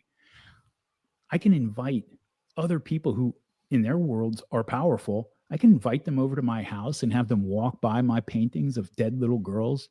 And they're going to go home smiling. That's what I can do. And then you think of a guy like Jeffrey Epstein who takes it one step further and says, I wonder what else I could get away with. Yeah, I had one of the most interesting conversations I've ever had. I had with a very spiritually attuned, very smart friend of mine. And I was saying, I'm a man and I hate lying and I just want to be honest about it. Like people do, bad sexual stuff and I don't, but I don't judge that much because you're like, yeah, we're all in the wrong circumstance capable of anything. But I said to this person, I don't get the underage girl thing. That's they're not into it. They're kids. Maybe I have too many kids or something. I'm not being self-righteous, I'm just being honest. No, I just don't get that. I don't see any appeal at all. It's a pathological obsession. I mean, Epstein was into girls with braces specifically. Exactly. So what is that? And the conventional explanation is, maybe I'm being too honest, but I think this is really revealing because it's not about sex. It's a spiritual thing. And I said, what is that? And this friend of mine said, it's the thrill of destroying innocence. That's what it is. Yeah. And that is the definition of evil. That is Satan right there. That was it's taking something pure. I guess this is maybe, I'm the only person who never thought of this. Maybe you have already have. I had not thought of that. I was like, it's not just a sexual attraction. Like, oh, I think, underage girls with braces are hot. They're not. No normal person thinks that. That's bizarre. No, the idea is that I'm destroying something that's pure. Yeah. And throughout history. Well, that's Satan acting. Sorry. Throughout history, people have looked at that as something that confers power. That's what child sacrifice Exactly. is, and where people get that idea, I don't know, but it's apparently deeply ingrained enough. It's not an idea. It's a spiritual reality. And it's like the core of the Christian message where, Satan says at the end of the 40 days of temptation to Christ, we bow down before me, and I'll give you all this power. And that's clearly the arrangement, which is explicit or not, but it's real nonetheless, between leaders when they kill in a wanton way, which most of them do, and when they destroy beauty and innocence. You're doing that in exchange for power, and it is a real trade. Like, that's all real. It's totally real. You do become more powerful, and in a way, the Epsteins of the world, the people who are just really pathological, everybody kind of knows and accepts that there are Jeffrey Dahmers out there. They're just people who have broken minds, who do things that none of us can understand. I think for me and for a lot of people, like the more important question is, how does Alex Acosta not resign in protest when he's told to drop this case? How does everybody wind up labor secretary? How does what? Every person, Never thought of that. DC is the most cutthroat town in the country. They will take anything out of context if they have to destroy you. I know. And you got this guy who's literally displaying pictures of dead kids on his wall, never even comes up. Like, it's all just normal. It's all good. And you say, like, the people that are more interesting to me are the quote unquote ordinary-ish people who were going to that party and thinking that what they're looking at is normal. So let's get into some of the specifics subsequent after Epstein gets out of his fake jail sentence in the county jail. Is that what it was? County jail. Yeah, county jail, where he's just spending the night. 6 days a week. And by the way, the West Palm, rather, it was a private investigator that was hired by the victim's lawyers who was watching him during that period of time. He would go all sorts of places, and even after his jail, it was supposed to be 2 years. He served 13 months. After that, he was on probation. He was on probation. You're supposed to report all your travels. He would leave the country. He would go to Paris. He would go to the Virgin Islands. He would leave the state. They documented him doing this. They would go to the authorities, these private investigators and lawyers, and say, look, we got pictures. We got this. We got that. They don't care. It was fine. That's unbelievable. I mean, ask anybody. I happen to know a lot of people who have been on parole or probation. And boy, they're very afraid of violating it because you wind up back in a halfway house or in prison.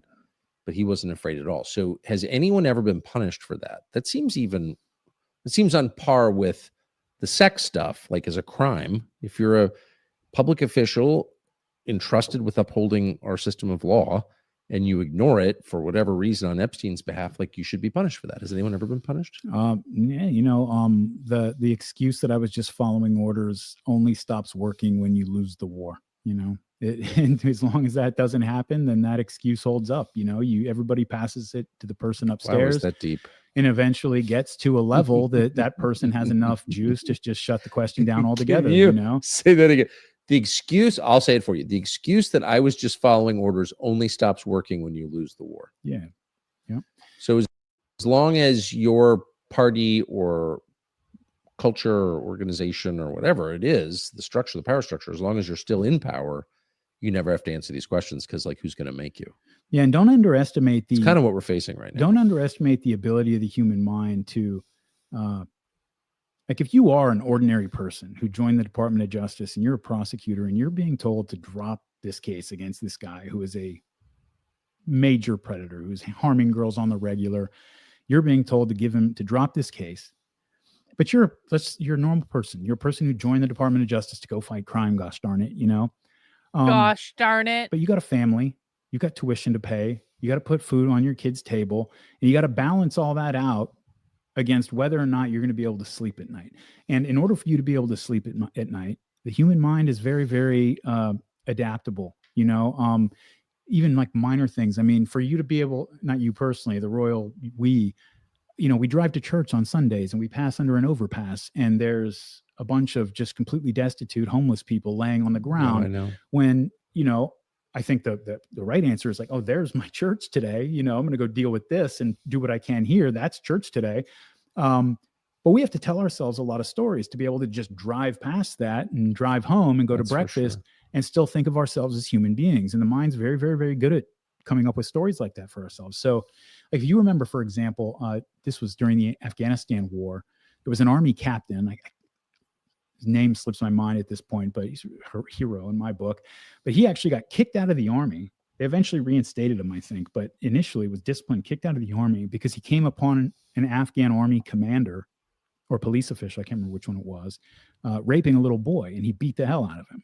And he got in trouble for that. He got kicked out of the army for doing that. And then the rest of the soldiers that went to Afghanistan were given stand downs and told that, like, look, this practice is called Bachabazi. Yes, it's horrible. It's awful. We're not here to reform these people's culture. We've got an enemy we're trying to fight here, a counterinsurgency. If we start stepping in every time something like this happens, it's going to undermine the effort. And so you guys are just going to have to look the other way when you come across a grown man raping a little boy. How about no? And so, it's like, on one, especially when, if you think back, like there were instances where we sent troops to remote Afghan villages to go violently put down uprisings that had happened because we told them they have to have a certain number of women on their village council, and that's not their culture. And so we're willing to alienate the local population to impose feminism on a remote village. But, but child rape, that's just kind of a cultural thing. The Taliban had banned that and actually had death squads roaming the country, I'm aware. Killing people who did it. And imagine the propaganda the Taliban were able to put out. Like, we had destroyed all the poppy fields and we banned this practice of Bachabazi, like systematic child rape. The Americans come in, both of those things come back in force. It was a New York Times article, hilarious the way it was framed. Because it was an article about, look at what the Taliban are doing, freedom. Where they were manipulating these boys who were being kept as sex slaves at police checkpoints and things, and manipulating them into, shooting their commanders and their guards, and then coming out and fighting for the Taliban. Manipulating. It's like, I read it and I was like, it sounds to me like they're liberating these boys, but okay. And one of the things that it said in there is it was so widespread that they looked at like 300 or 400 police checkpoints. Every single one of them had a stable of little boys that when people would get hired to become an officer and get assigned to a place, they would often demand Bachabazi boys at their checkpoints or the stations that they were assigned to as like a perk of the job. What? And we went along with that. And it's like, and so that's how somebody at the Department of Justice or in the intelligence community can say, this guy in his free time, he does this, he does that, but look, whatever. We're trying to fight a war. He's our money launderer. I get it. And that's how they explain it to themselves. It's a really rotten, decadent culture, I would say, at the top. And as evidence of that, Epstein gets out of jail in 2008-ish, 9. And then between then and 2019, so 10 or 11 years, he's like roaming around. We have records of like a lot of famous people hanging with him on his plane on the island during those years, correct? Yes. Yeah. Like post-conviction, post-public humiliation. Riding the Lolita Express. Yeah. But that was after. Yeah. Everybody knew. And so who are those people? Can you name some? A lot of the ones that have been in the news, Bill Clinton obviously rode. I think he's on record riding Epstein's plane 26 times. And just for reference on that, one of Epstein's buddies and partners in crime was a French guy named Jean-Luc Brunel, who ran a modeling and talent scouting agency and used it the way that Jeffrey Epstein would use Victoria's Secret. And they would also use it together. In fact, Jeffrey Epstein provided the seed money for the agency, and they would bring girls in and use that environment to sexually abuse them and take advantage of them. And, when Jeffrey Epstein was in jail for those 13 months, in 13 months, Jean-Luc Brunel visited him 70 times. Okay. He didn't ride on his plane as often as Bill Clinton did. Right. So that's just a reference point. And Jean-Luc Brunel, by the way, after Epstein got arrested, immediately went into hiding and then got caught trying to cross the border to flee France, got put in jail. And I will give you one guess and one guess only what happened to him. Oh, everybody watching got it right. He hanged himself in his cell. No, he didn't. Yes, he did. Wow. How did all the people watching get that right on the first You're try. making that up. I am not making it up.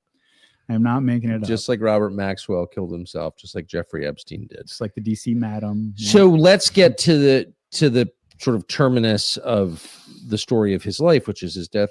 And what do we know about that, and what don't we know about it? Yeah. So one of the interesting things about the whole Epstein story is you see a lot of all the story we've been telling tonight about money laundering, intelligence agency connections in the 80s and 90s. Like a lot of that stuff is, again, it's a pile of circumstantial evidence, but it's a big enough pile that you can really draw a pretty firm narrative with it.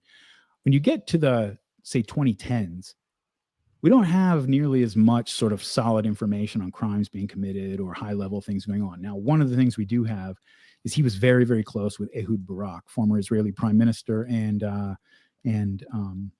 he was the head of military intelligence for quite a long time. In fact, he was head of military intelligence back when Jeffrey Epstein, Adnan Khashoggi, these people would have been operating, back in their heyday. He was very close with him. He was photographed going into Jeffrey Epstein's house one time, like in a disguise. He stayed over for not overnight, but for longer stretches for a long time. Jeffrey Epstein provided the seed money for a tech company that Ehud Barak started up with a bunch of guys who were veterans of Unit 8200, which is like the Israeli NSA, basically a tech company. And when Epstein was in control of the Wexner Foundation, he gave Ehud Barak $2.3 million to write 2 papers, one of which apparently got written, but the other never even got written. They never asked for their money back, so just gave him $2.3 million. So very, very tight, close, big money changing hands. No allegations of sexual abuse or assault. There are victims who say that they were forced to have sex with Ehud Barak, but I haven't vetted those claims or anything, and I don't want to make that claim.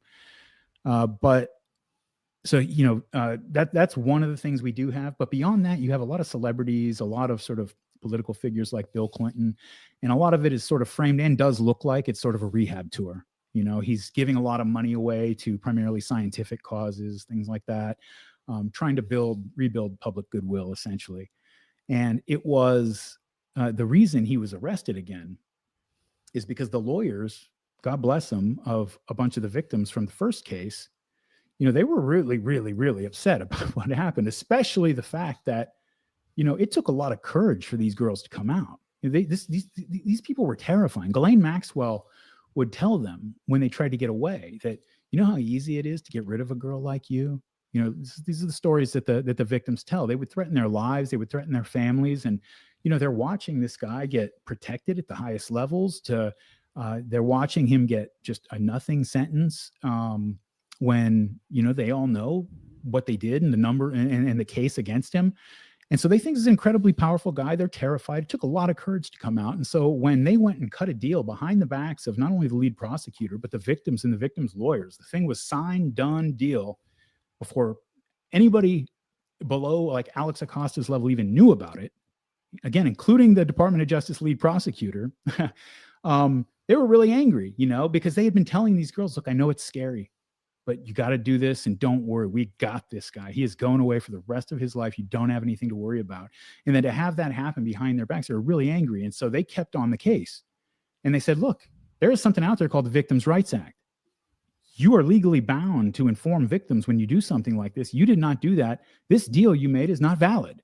And eventually a federal judge found that indeed the government had engaged, these are the words of the federal judge, had engaged in a conspiracy with Jeffrey Epstein to make this deal, this illegitimate, illegal deal. And so it got stricken, and that allowed him to be rearrested. And so that's why he was arrested in 2019 after, I guess it was by the feds. By the feds as he was coming back from Paris, his plane landed. And Bill Barr's Department of Justice, Bill Barr had just taken over the Department of Justice in, I think it was February 2019 or so, right after the midterms.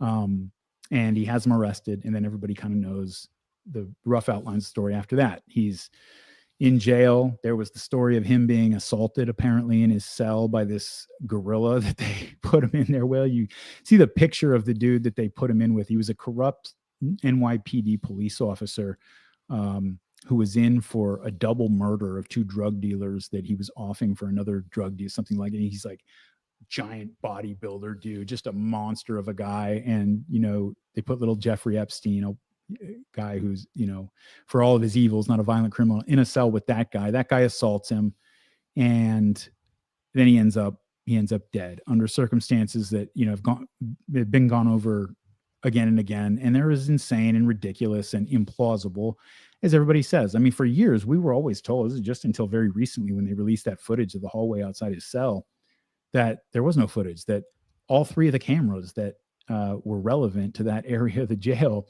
somehow had malfunctioned or gone out of service at the same time. And the guards who were on duty that night, they had fallen asleep, and the pages of their logbook for the pertinent time period somehow had gone missing. And just all of these things, you're like, come on, man. Like, and a lot of times people say, like, because they have this James Bond idea of, these kind of things. And they're like, if this was really some kind of a murder or a, just maybe not a murder, but Jeffrey Epstein was told, the best course of action for you is if you go ahead and commit suicide now. The other options we're giving you are way, way worse. The guards are going to be off, sleeping for a little while. So take care of yourself, whatever it was. You have this set of circumstances that's entirely implausible, and you have pretty much everybody who knew him, including his lawyers. His lawyers immediately, and still to this day, as far as I know, make the point. They're like, look, this was a guy whose hubris was off the charts. He had already gotten away with this once. He was now under arrest with a president that, I think personally, we'll see what happens. I don't personally buy into the accusations of Trump having to do with Epstein. Just doesn't strike me as the personality type that would do that kind of thing. But there are pictures of him out there. There was a relationship out there that maybe could kind of be leveraged. Doesn't want embarrassment. There were, in other words, there were strings to pull. Like, it wasn't as if his appeals were exhausted and he's going off to prison tomorrow, where, you're going to have a bunch of boss crackers waiting for this new Jewish pedophile that just showed up and he's just going to kill himself. He had so many cards to play, and he had gotten away with it before. And nobody who was close to him during that time, even including his lawyers, believes that he committed suicide. Well, one lawyer, I spoke to his lawyers about it, and one said to me, well, he thought he was going to get out on appeal in days. So, wow, it's interesting that the Bureau of Prisons, Department of Justice, has never released the names of the inmates who were in the lockup with him. He was supposedly in the cell by himself, but there were 11, I think, in that range, other inmates in the cell block, which was the maximum security cell block within the Federal Detention Center, the MCC. We don't know who they are, and we know that a bunch were transferred out shortly after. Several were anyway. And somehow we can't know their names because HIPAA or something. I mean, it doesn't make any sense. Yeah. The guards who fell asleep were not really punished. They lied about the tape. And most damning of all, Bill Barr participated in the cover-up. I mean, flat out, you could read his memoir. In it, he says, as soon as this happened, my first concern was people would think he was murdered. Really, you're the chief law enforcement officer. You should hold open every possibility, including the most obvious, which was he was murdered. So if your goal from the very first moment was to convince people of something you didn't know was true, you're not pursuing the truth. You are, in fact, by definition, participating in a cover-up. That's my view. I'd love to know the other side of it. Bill Barr won't talk to me about it, though he's attacked me for saying it. But Bill Barr is participating in the cover-up. So what the hell is that?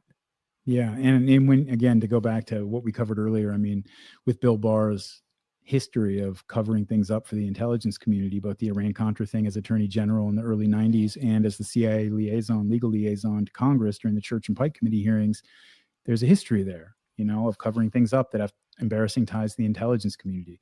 And, one of the ways that, like, I don't think Bill Barr, like, if he was your neighbor, I think he's probably a good neighbor. If you didn't, if he was never. Well, I know him. I've always thought he was a super nice guy, friendly guy. I'm sure he's like, everybody who knows him thinks he's a good man. And, what matters is how you use your power. That's how you're judged. And again, to go back to how people justify things to themselves, a lot of people, most people are not comfortable thinking of themselves as evil human beings or as people who are participating in doing evil.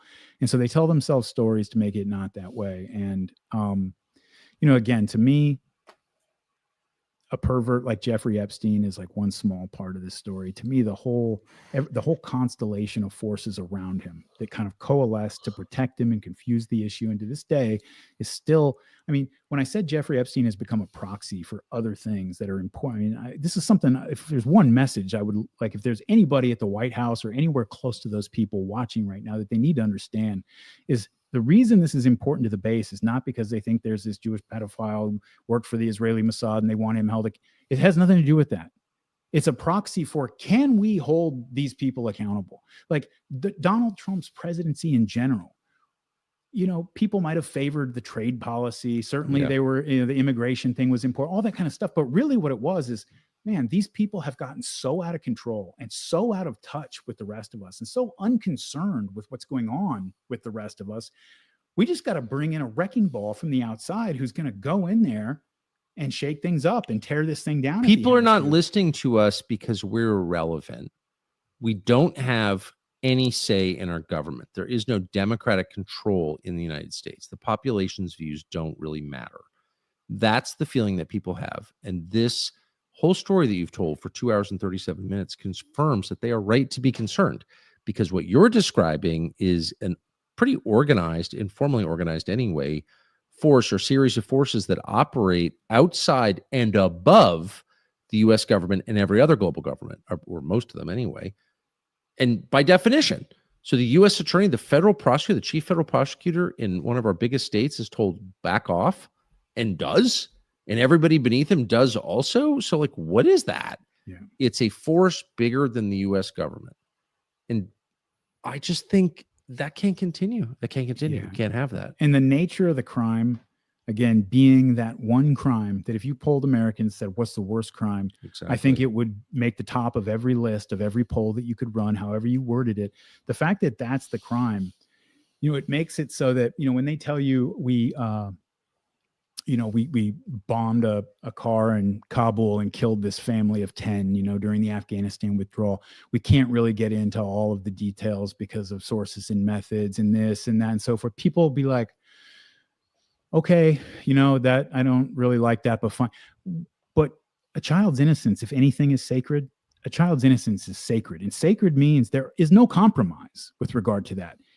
If you have to, if exposing the information about somebody like Jeffrey Epstein means that a Dr. Strangelove style nuclear device goes off and destroys the planet, too bad. Let justice be done, even if the heavens fall on something like that, because the crime is just, it's beyond the pale. It's something that for all normal people, they say, whatever your excuse is, you know, national security, first of all, what does this guy who's a pedophile have to do with national security? But whatever your excuse is, I've wondered since day one, what does that have to do with national security? Yeah. Whatever it is, the answer is no. Okay. We have a journalist who has a source, and this has not been refuted by the people involved, saying that he belonged to intelligence. We have all these ties over the years that provide more circumstantial evidence to back that. If the U.S. government had anything to do with this guy, if foreign governments operating on our soil had anything to do with this guy, we don't care what your excuse is. We're talking about a man who was raping children. And if our government, the people who pass laws that we have to follow, or else have men with guns show up to our house and drag us off to a cage somewhere, the men who make those rules, men and women who make those rules, this is something that we have to draw a line in the sand and say, this is too far. You are going to dump all of this, and we don't care what happens. We want an explanation of what was going on here. And we're not going to take no for an answer on it. This is too far. It's just too emblematic. You know, it's too severe of a crime. And I hope that I really hope that people will keep that mentality and not let this die until we get a good, satisfactory answer on what was going on. Amen to that, and everything that you have said, I think, in a really measured, restrained way. I also notice about you, as I've noticed before, your total determination to see things through the eyes of the people you're talking about, whether you agree or disagree with them. You add humanity to history, which is why I value your historical analysis. I think it's the right way. It's the humane way.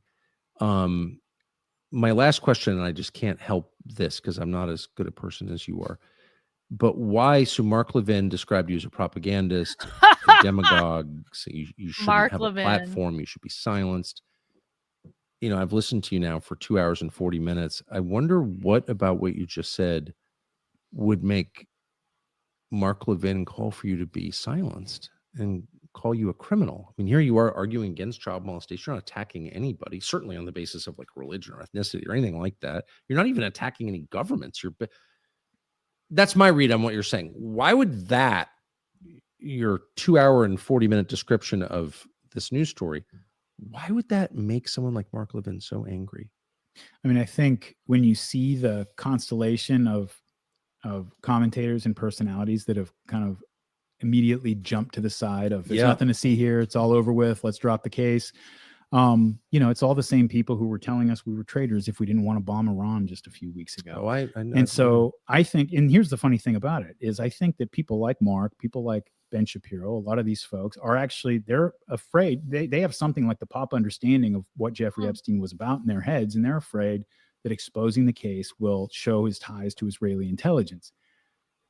I actually have a much more conservative view on the whole thing than they probably do, where I don't think they have as much to be afraid of in that sense. I think he did work for Israeli intelligence, but I think he was a freelancer. He did work for the CIA, did work for a lot of intelligence agencies, probably independent criminals. It sounds like you're right. I mean, this is not just about, I agree with you. It's clearly not just about Israel. It's about a lot. It is in part about Israel, but it's not only about Israel. It's about our government. They're the ones who covered up the freaking crimes in 2007. Yes. But that's not a problem.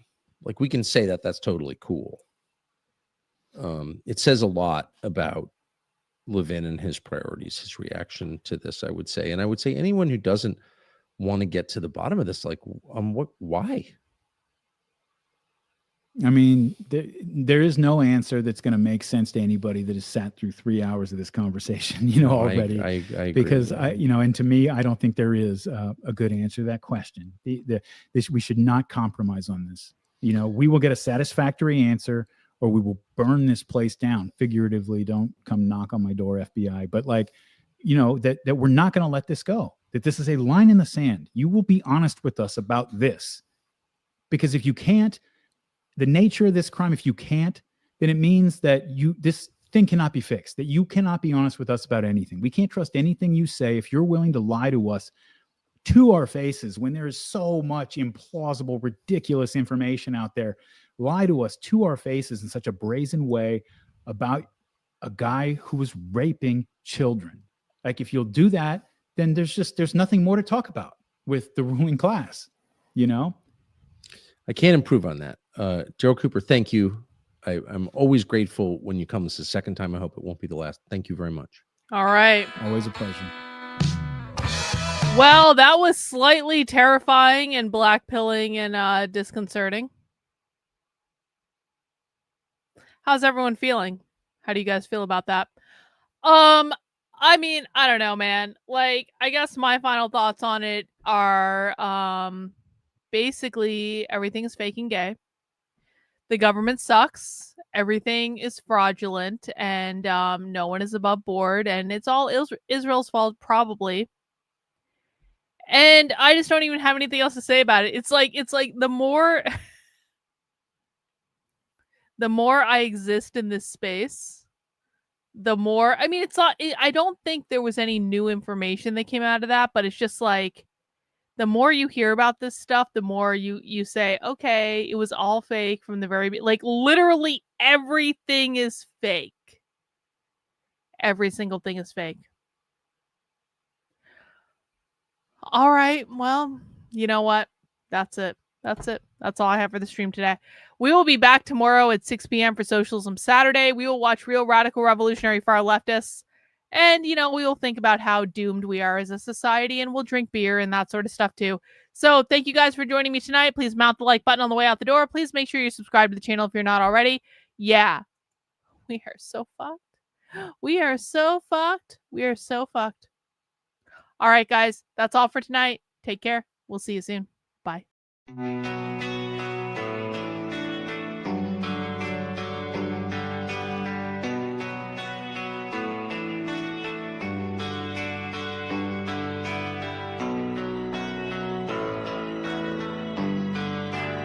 How are you feeling? How long have you been here?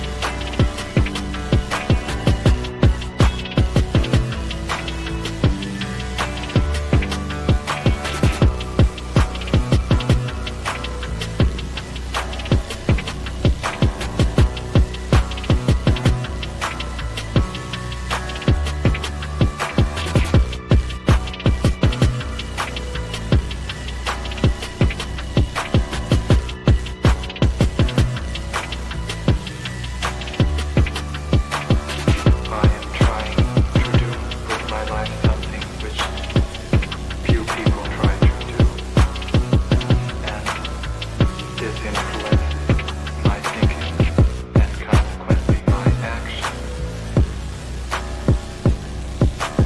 What is it you're trying to do with your life? Play the piano for the people. I'm not clear. How is it that playing the piano for people has eventually resulted in your being here in the hospital?